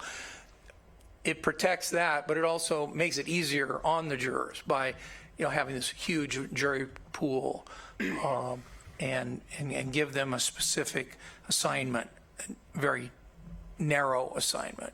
So anyway, I appreciate all the great work going into this. But just to sum it up, for this round, better safety for the judges themselves and better accommodation of the jurors. Yeah, just really briefly, and I'm taking notes and we'll go back with that. I don't believe the judges pay any more, right? No longer, no. But you get what you pay for. No, so the security situation is still is a deficiency, and it's a glaring one. And we've worked with some concepts on the current parking structure to address that. But certainly the common standards, this is one of those many examples where they look at what we have and the baseline standard, that they're going to apply is going to address those concerns around secure parking and certainly jury assembly. And, aside from the experience for the jury, you can imagine the impact on court efficiency, court proceeding efficiencies when the judge says, I need a pool of jurors, and he's got to wait for them to do that march and then through security and then up the other elevator and then up again. And so, the importance of bringing that function within the secured perimeter of the courthouse can't be emphasized enough. And finally, I'll say as much as feedback as we got about the deficiencies of our building, the consultant was highly complimentary about how advanced and efficient our staff and the tenants of the courthouse are given their limited physical surroundings. The courts recently rolled out e-court. As you referenced, the jury assembly staff, I've sat on that jury assembly before and we've been very impressed, again, despite the surroundings, that the staff were able to administer that so efficiently. Some of the work we do up in victim services, et cetera, all received great praise from the consultant, and they're really impressed given the limitations that we have that we were doing it so well. Commissioner Lycan? Actually, Mr. Chair, I think because of the time, I'll pass. I know that we have a work session coming up on the 31st. We're going to just be discussing this some other things. So I'll pass, and I can just wait until the 31st. Okay, thank you.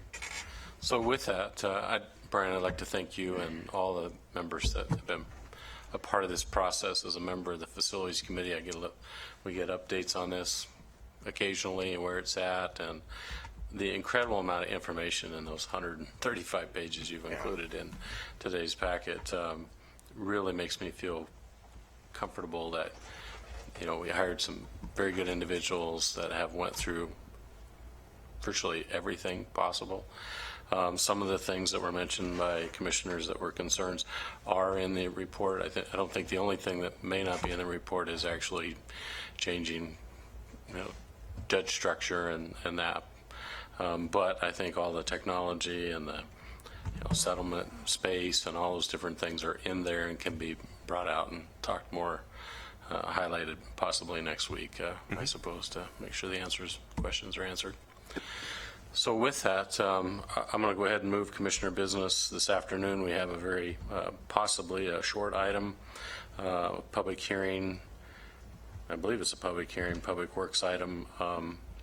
Doesn't say public hearing though, but we do have a small short item after lunch, and we'll do commissioner's business and hopefully conclude. So with that, we'll recess until 1:30.